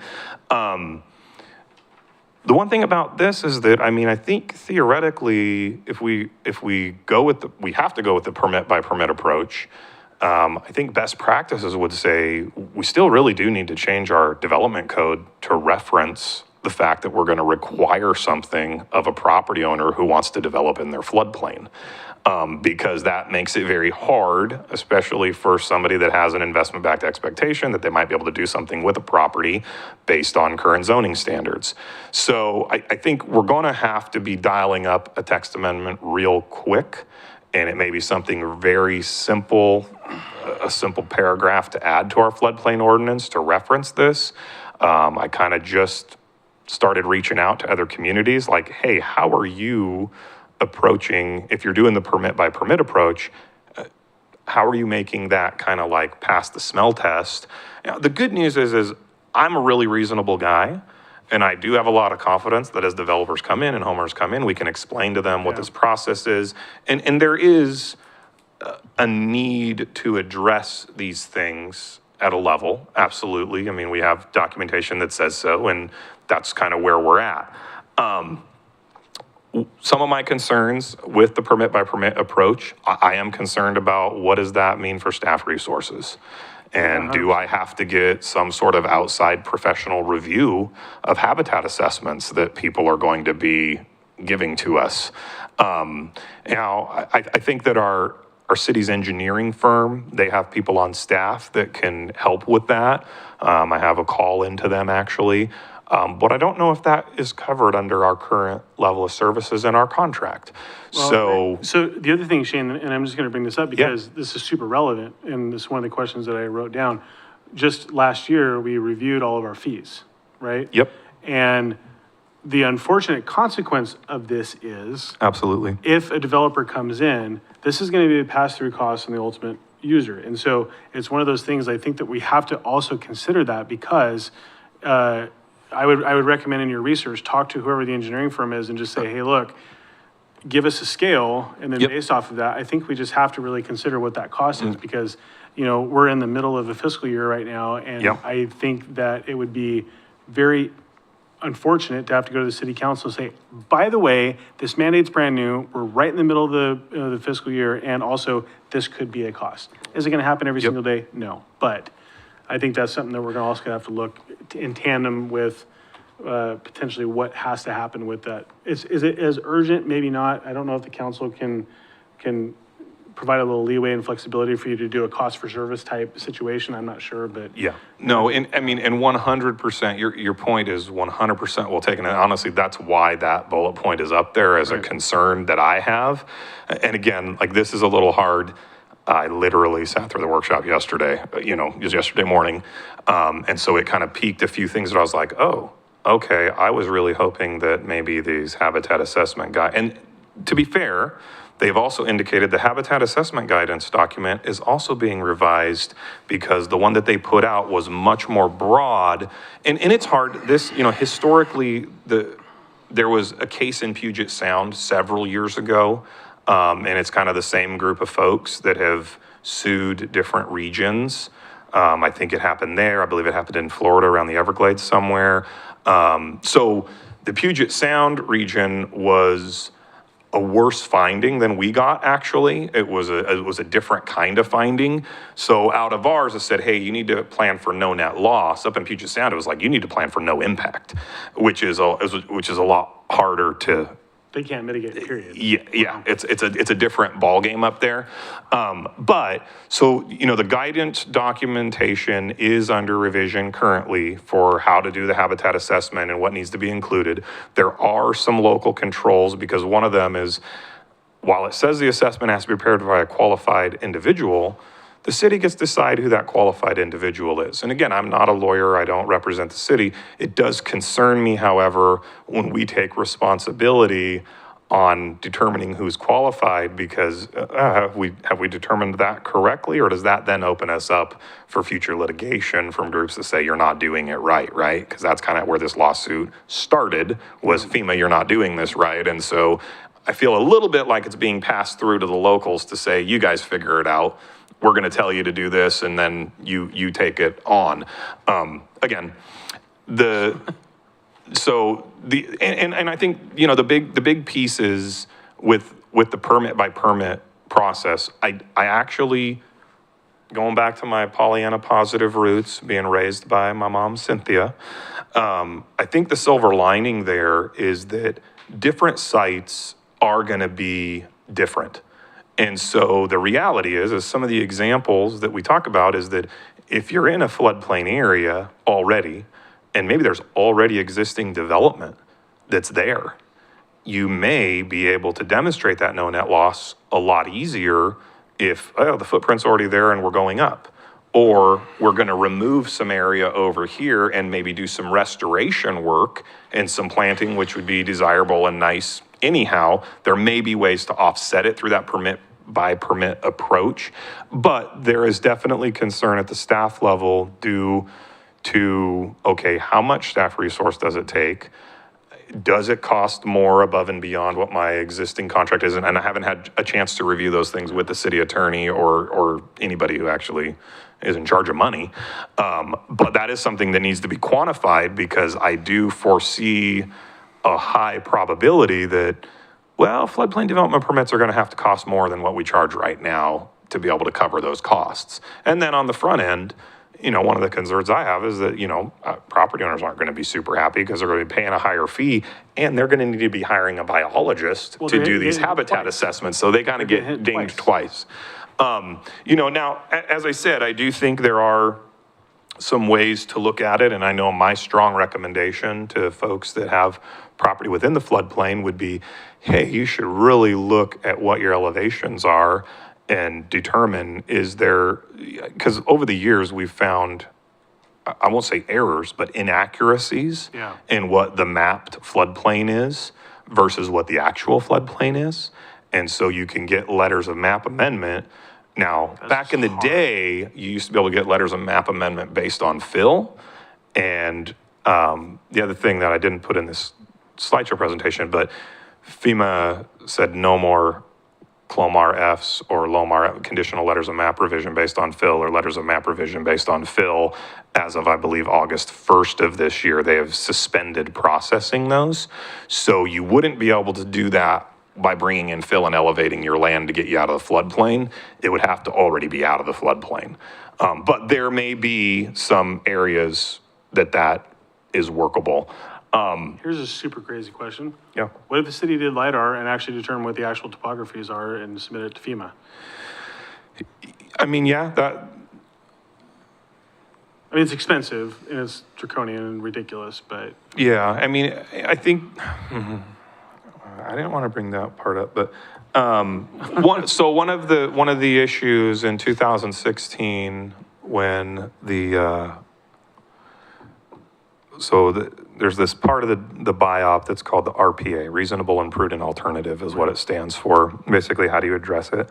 And I think there's like 6 different things that are listed. You know, one of the things that's anticipated in the long term is remapping of floodplains. Right. And a part of it is remapping of floodplains to account for some of the climate change effects.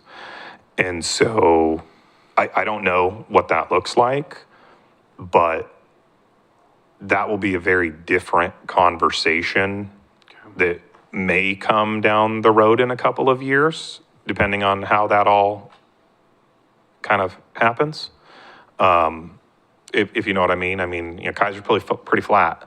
Yeah. And if the floodplain is at X level and floodwaters go up 1 foot Changes a lot. based on projections, that could change significantly. I mean, we have a river wall that protects West Keizer, and I'm not going to be like the sky is falling because we don't know yet how that's going to work out. And I think there's going to be a lot of conversations and a lot more letters sent by elected officials as we go through that process. The other thing is that when they do finally issue that EIS draft, which we don't exactly know when that's happening yet, but there's going to be a comment period that people get to weigh in on. It's, you know, a public-ish type of process.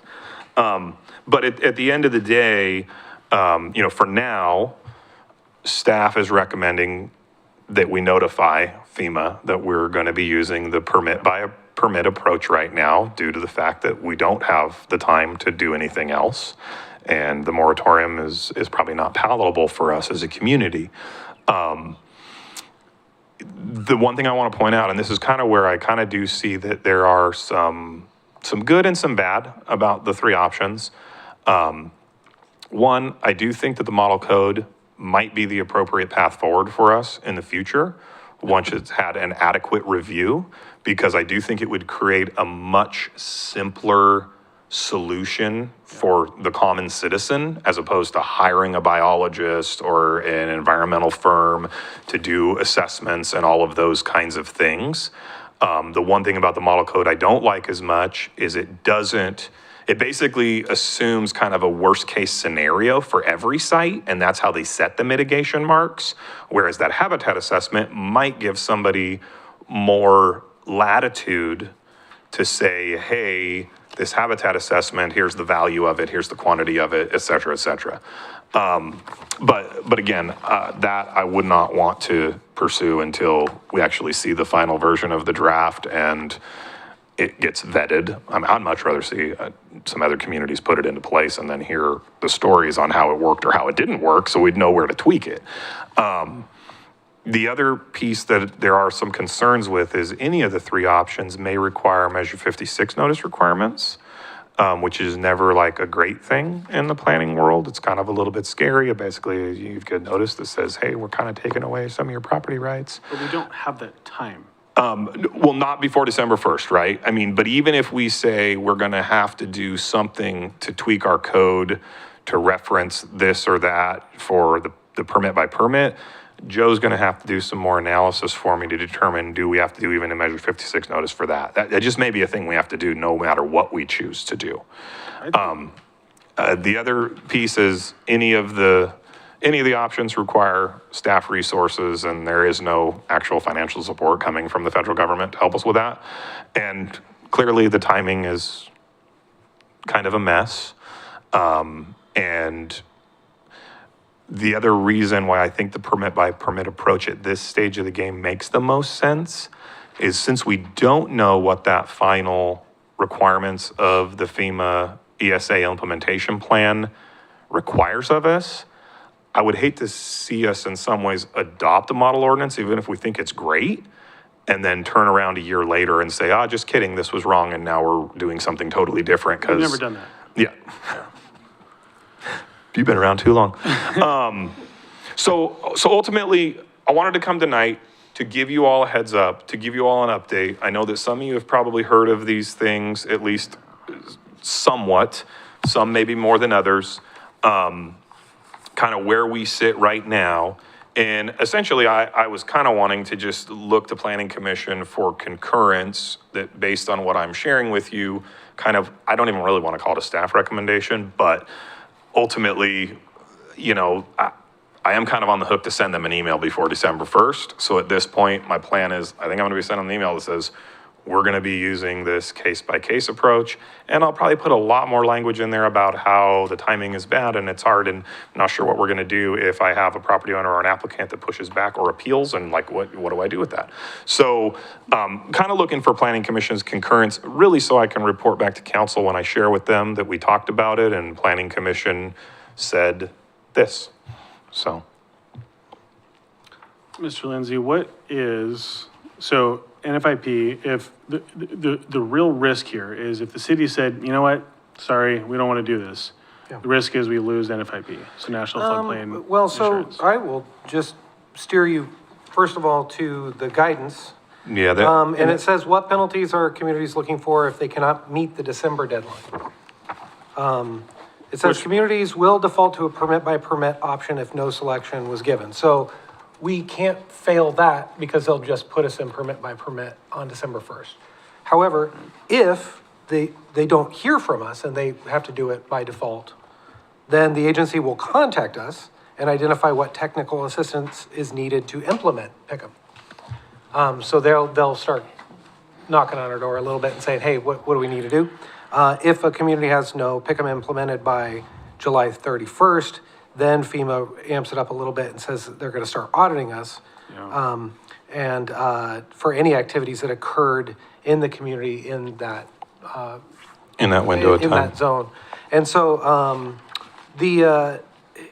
what's interesting about all of this is I've heard people say that they don't think that the agency usually, for one, their pre-implementation is they're waiting to implement their own stuff, and they're saying, fine, we took too long, you need to do something before we do it. And that's what's ridiculous, right? The governor wrote a letter explaining exactly that, or that our understanding is exactly that, and they didn't respond to it. So the timeline, if you look at the guidance, claims that they think that the EIS process is expected to be issued sometime in 2026. So we're really looking at next year, right? And if the worst case scenario is they call us up and then if we do nothing, I'm not advocating to not follow the law because I have to advocate to follow the law. Right. But if we are doing nothing or we're not doing well enough, it sounds like assistance first, then it sounds like auditing next, and then it sounds like usually the course that they'll say is then some sort of educative, now you're on a shorter leash and you need to report to us all the time about what's happening and how you're trying to meet these things. And that, I don't know how many actual development permits in the floodplain will occur between now and that time, right? Right. So I'm trying to be just paint a little bit of pragmatism on top of it. Yeah. But what I will say is, if, Shane gets a hold of them, and if you take option 1, option 2, which is the model ordinance, you still have to do permit by permit, as he said, in the interim between when you do. Because you don't have a model ordinance to actually. Yeah. So you have until July to do the model ordinance, but. But from but you have to- January you to have to do July, permit by you'd permit still have to anyway. do permit by permit. And if you don't say anything, you're still gonna do permit by permit. So I mean, they're basically saying, we want you guys to do, and here's sort of, I think, interesting language to try to understand is, we have to somehow determine the presence of either fish or the critical habitat, right? Like something that's on the environmental or endangered species act Well, list. it's like, it's a compulsory measure, basically, you have developers do BOs. Yeah. That is outside of even what water resources, fish and water, I mean, like, it's a NEPA process at a local jurisdiction level, which makes very little sense to me. Yeah. And it's just because they didn't do it in time. Right. Yeah. But really, I mean, I guess we're gonna have to try to understand, and we have a couple of environmental folks who are better at this than we are. No, But we have a you great know, environmental team, sure. Yeah, so I mean, really, we're looking at 3 floodplain functions, and whether or not we can kind of determine that whatever we're doing is either, whatever we're allowing to be done. Yeah, Is no no net net loss. loss to those functions of the floodplain, and And- that's the storage, and water quality, ultimately- vegetation. So Right. I think it's doable. Well, the practical, I mean, you look at the map, there's very little actual opportunity for a lot of development in this area. That's the real practical piece. Now, I will say that there's other thing that we're considering that's, super adjacent to, that upper part by McNary Estates, specifically, action we took last meeting. It's not conducive to development for affordable housing of any kind whatsoever, because it's just going to add additional costs if they have to do it in this area. So this is a well thought out process. I'm super thankful for it. Well, we're sorry that we're coming to you, halfway through. Well, it's not your guys' this, fault. I but mean, but it just got landed on Yeah. everybody, right? I mean, you're making an omelet and you don't even have a chicken right now. So Kind of. The other thing I would say is that, the one thing is with the permit by permit basis and approach, the guidance documents that FEMA's putting out, even though like I said, the first one was like really, really long and they're supposed to be paring that down and making it simpler. But really, I think it does give pretty good guidance to the city as to, in their opinion, how much mitigation is necessary to justify and make a no net loss finding, right? So it is a little different. And I mean, that's the other thing is like a Section 7 process, a NEPA process, Army Corps of Engineers permit process, which you'd have to do if you were in an actual waterway, like what we did when we built the boat ramp and things like that. Yeah. If you're doing that process, this stuff, doesn't matter. it doesn't matter because that other stuff covers it, right? Well, So but- like there is those really big things, building a bridge over a river or something, those are they already have those big environmental assessments that you have to do. The bigger concern that's been raised at the local level is what does this do to the simple property owner who wants to build a shed in the backyard and it happens to be in the floodplain? Well, you're gonna need to move that shed or not build it or go and jump through these hoops of a habitat assessment. And, so like I said, I think, You might be planting trees. And, yeah. So what's the this is just opening up a whole can of worms for me. Yep. So Commissioner Hostler decides he wants to build a 200 or build a shed, but he has to elevate his piece of property now to compensate for the floodplain. But now, actually, because he's elevated it, theoretically, the way that water works is now anything around him is actually more risk than what happened prior to him installing the shed. Well, and I Am think I wrong? I mean, hydrology kind of works a very specific way. it would if you were not mitigating the storage function, Chair Lawyer. So you're 100% right. And historically, the way floodplains have been managed in Oregon, that can happen. Okay. Now, again, you're talking about something right for as long as I've been around, things that are in the actual floodway, areas that are regularly inundated with floodwaters, those are handled very differently sure. than floodplain. Sure. And so those, we already have provisions in our code that you would have to, like, if you're doing anything in those areas, you'd have to certify that there's a no net rise in elevations to do effects of flooding upstream or downstream or whatever.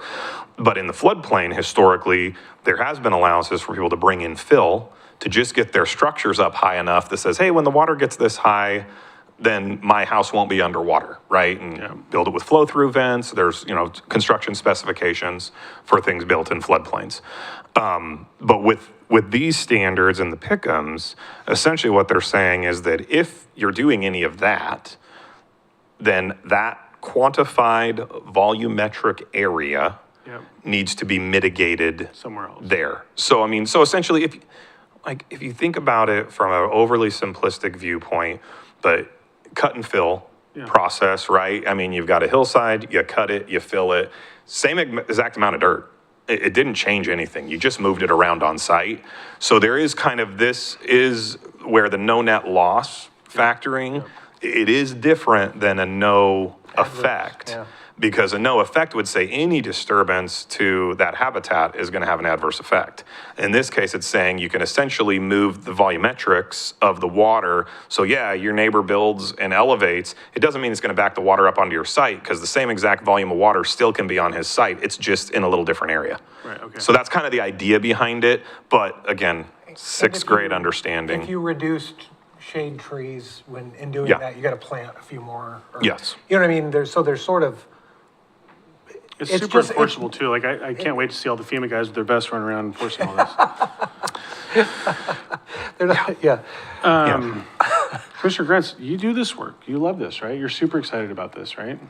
Doing many biological opinions on developments. Granted, it's not gonna happen a lot. I get it, but it's like, holy cow. I'm not thrilled about this at all. Shane, we've kind of been in a little bit of the, well, for at least a year, Keizer's been limiting the volume of material that can go in floodplains that get approved by the city.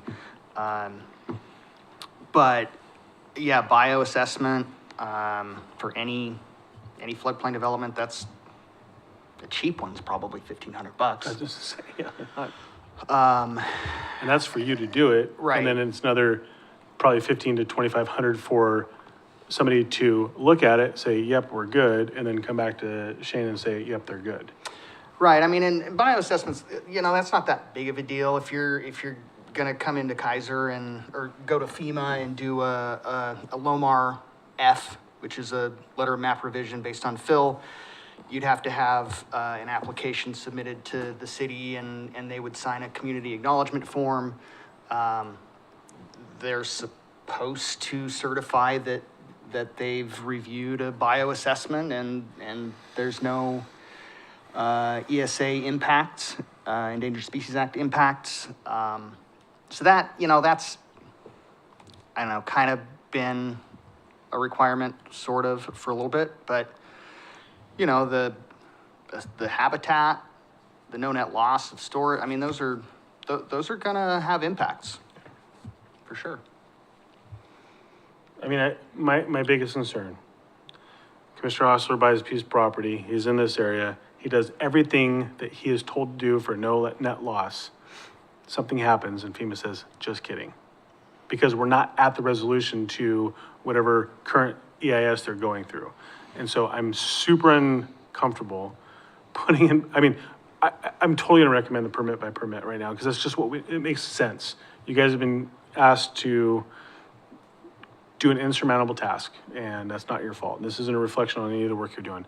But it's super frustrating to me, and I will say as a personal favor, I really honestly think that I would consider the Measure 56 implications, and actually just as a form of good measure, see if we can say, hey, there's this thing, we don't want to create alarm, but, and I think it's important. I don't think, in where the map is, I don't think there's people chomping at the bit to do a bunch of development here. I just think that's the reality. But it could potentially impact a landowner's decision on whether or not they choose to choose to sell their property, because a smart person buying that property will do due diligence and recognize that this has created some limitations, potentially. Are they huge? Yeah. Probably not. But the unintended consequences of, you know, Commissioner Hostler trying to do all the best work possible to build his thing, have no net loss, and then have it come back to be wrong, I just think is really, really unfair. That's not your guys' fault, I recognize that, but it's frustrating. Because, you know, here, go do this, we don't actually know how you're gonna do it, we're getting sued and we're trying to do the EIS, but you still gotta do it. Like, it's cart, not even, the cart and the horse aren't even in the same room, in my opinion. I'm rambling. Commissioner Lopez, what are your thoughts? I like picking on him. Yeah, I mean, like you're saying, to not to keep the horse analogy, you know, not beat a dead horse. I'm the same way. I mean, we have to go permit by permit. It's unfortunate, but you know, luckily we potentially won't get a whole lot of buildings in this right now. So hopefully allow us some time to, you know, figure out what they're doing. On one question, and I did have it, I'm not sure if I just missed it, but from picking a path to changing the path, is there a timeline to that, or can we adopt it at any time? No, we can change our path at any time. So that was one of the things that I wanted to find out about, because like I said, I really wish that there was a more vetted model ordinance and more time to like look at that and have considerations on it. And I asked that very specific question to FEMA, and I said, okay, so, you know, I mean, your timeframes, like, unfortunately, FEMA, you created these pick'ems without really understanding Oregon land use law. And that's, they've, to their credit, they owned the fact that we did not understand, and we've been educated on that. And so they've responded in some part of saying, okay, yeah, till July 31st to adopt it. But you still have to do this other thing. But I asked that very specifically. I was like, so, you know, it's November. There's a 35-day DLCD notice before you even have a hearing. And then you have hearings, and depending on how hot they are, you might have multiple hearings. Right. And then you go to adoption, and then there's a 30-day window to adopt. I mean, yeah, you could do an emergency clause, but like 90-day process to get an ordinance adopted if it's ready to go right now. Come on. Like, this is like not less than a month. And they were like, oh no, that's absolutely no problem. You tell us in your pick'ems and then you change your mind and want to adopt the model ordinance. That's great, because basically what FEMA has said in this pick'em standard that isn't in statute, and I still don't totally understand how the authority is, other than we own the ball that's called NFIP, and we're going to take our ball home if you don't play.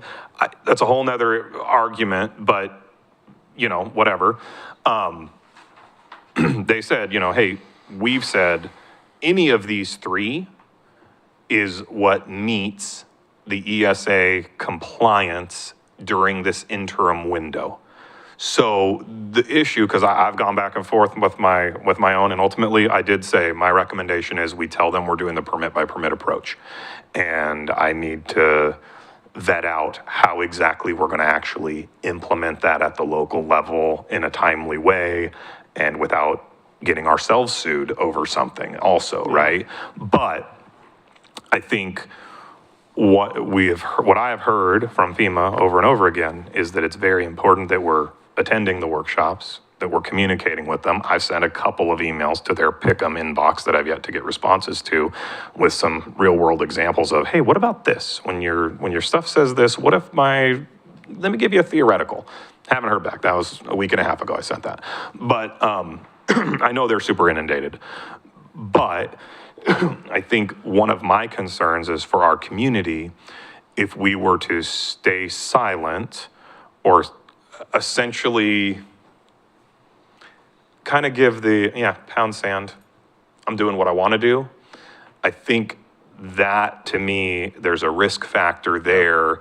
They've so much as said so. Like, the short list that they're going to go and audit first thing are the people that have just completely ignored everything.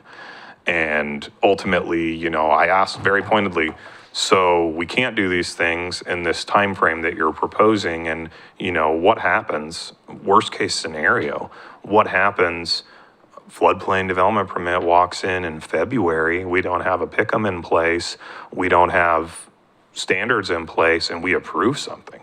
Are we immediately kicked out of the NFIP program? And they said, no, that's never our desire. To be fair, that's something that our commission is the only one that can do that, and they take swift and severe action when it is determined that somebody has done something to endanger the overall of the NFIP. So I think what's hard is they're kind of trying to build their record of you need to tell us, you need to tell us, you need to tell us.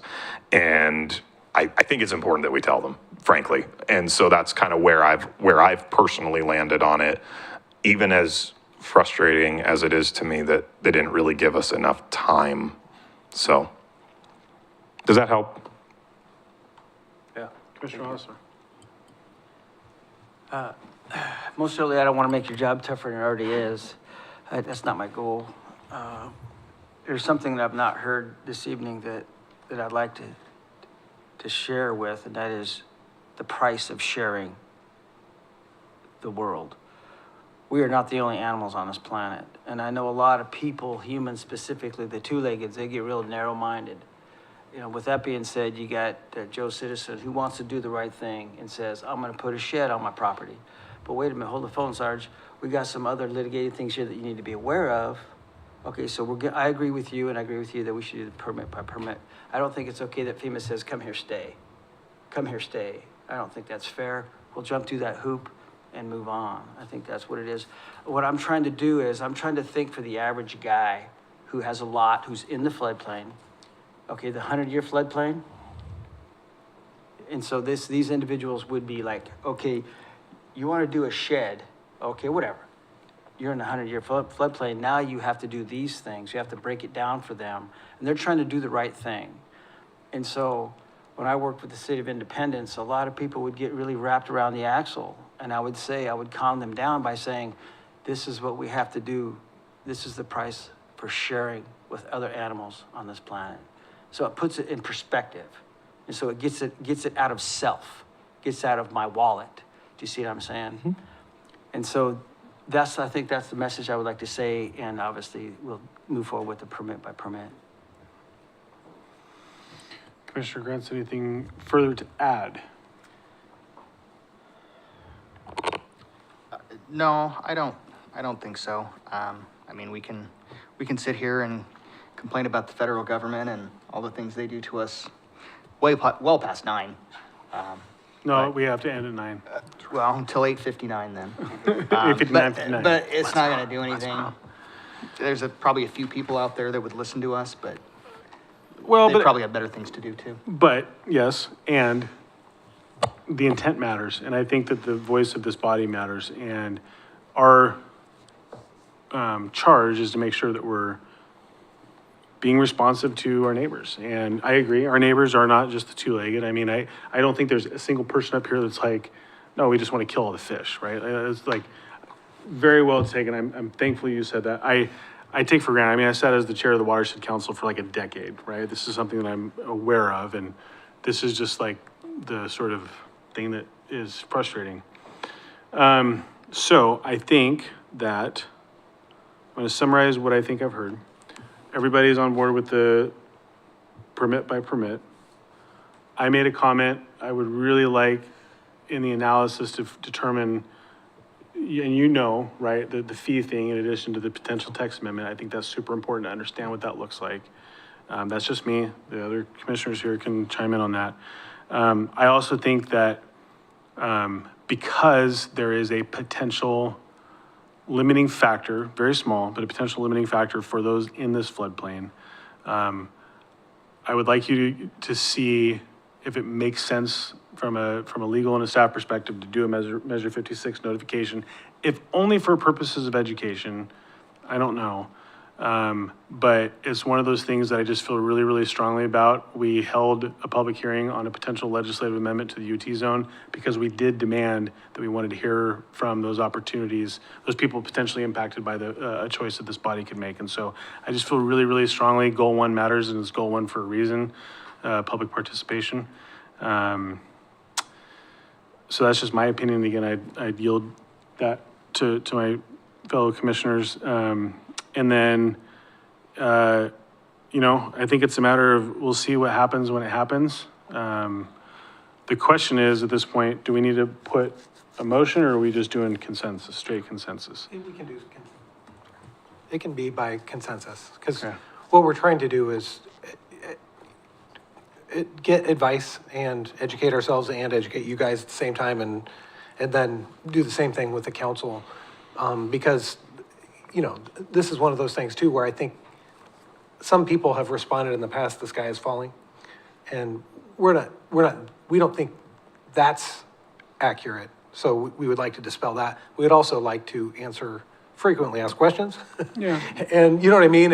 And also kind of maybe take a little bit of that anxiety being wrapped around an axle, feeling away from folks if. No, I mean, yeah, and that's where I think that if we could just do an educational piece, and I don't know how that works, and I think ultimately the council ought to make a decision on that.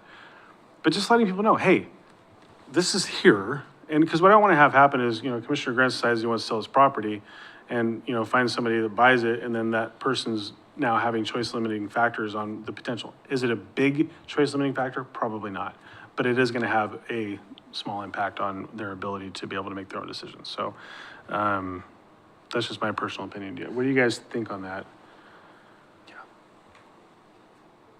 Good. So really, it's the Pickham's number 3, Yeah, which is the permit by permit. Permit by permit. They're going to look at the evaluation of the legislative amendment with the potential fee implications as that works, and then just do the research on what the education piece looks like on this, and then make a recommendation to council on whether or not they ought to do that kind of a notification. Councilor Duran, are we missing anything that you think that the council is going to want to hear about on this? No, I think you've been pretty thorough. I think there's enough here, enough brought up that Shane can add that. This is a super complex thing. It is, but it's complex in the nature that you guys are really trying to put lipstick on this pig. I'm going to use it twice. And there's actually no answer, right? So this is a solution looking for a problem. Good work. Trying to distill this down to something usable. I appreciate it. All right, so we have consensus with that. Good to go? Yes. All right. That's incredibly complex, Shane. Actually, I got to tell you, and I'm gonna call Brandon Reich tomorrow. This is the best version of this discussion I've seen so far. I'm gonna tell him you're better. Thanks. All right, council representative report. First off, congratulations, Councilor Duran, on your reelection. What do you got for us? Thank you. In your report. I'm sure glad I won that election, because if I hadn't, I'd have really felt bad.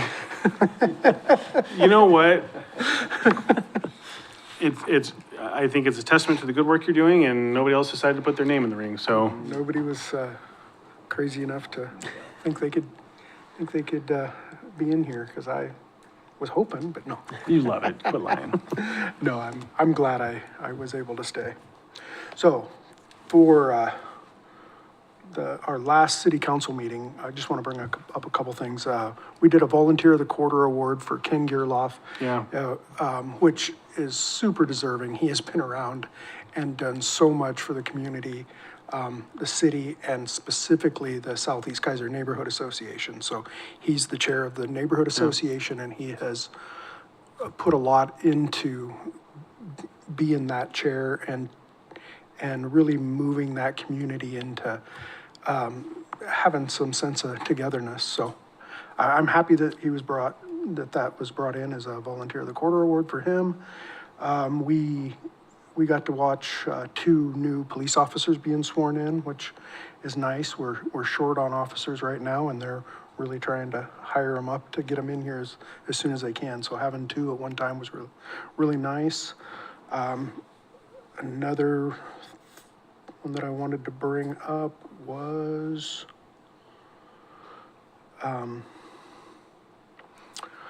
we authorized the Public Works Director to apply for funding for the Wheatland Road Multimodal Corridor Project Phase 1.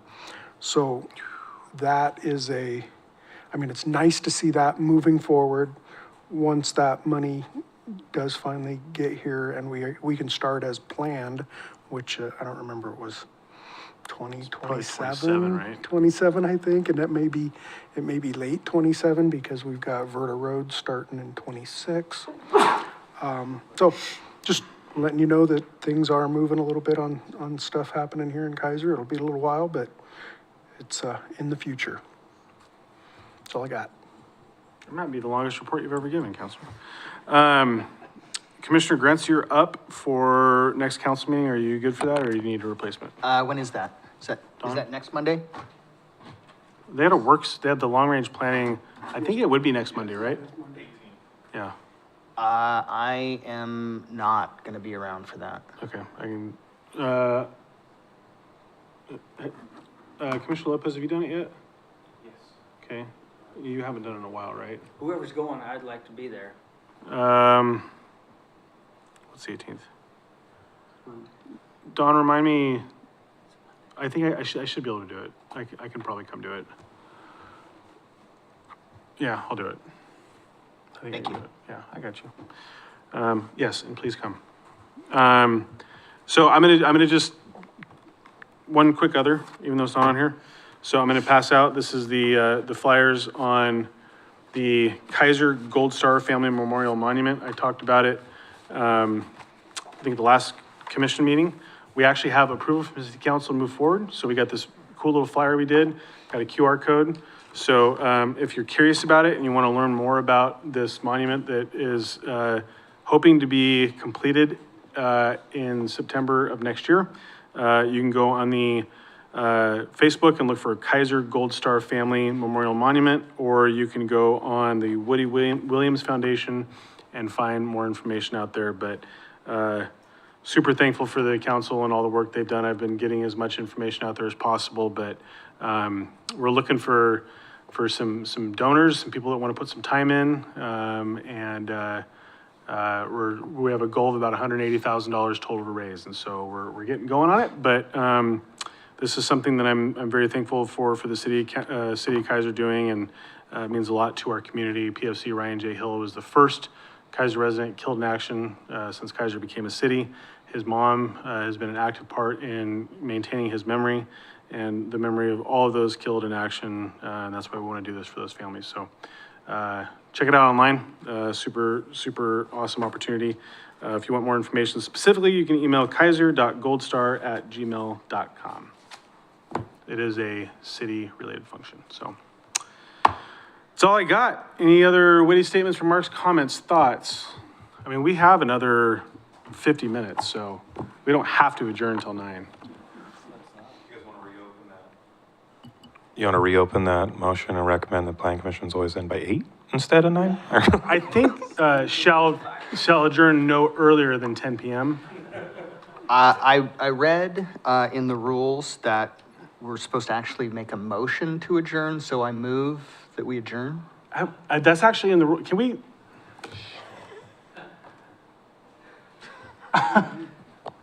Councilor Duran, when you make this motion at the council, can you strike that? I mean, that is technically a Robert's rule thing. I don't think literally anybody ever does that, right? Well, I've seen where people do it. It's Well, not I've done it to be a debatable smart motion. Alex. Yeah, Haven't yes. done it No, since I've been here. No, I But, never have. but I mean, it is, I mean, the rules we live by are sort of, as you can tell, we try to, whenever Flexible unless order, it's canceling whenever meeting. order is in question, we go to our order book.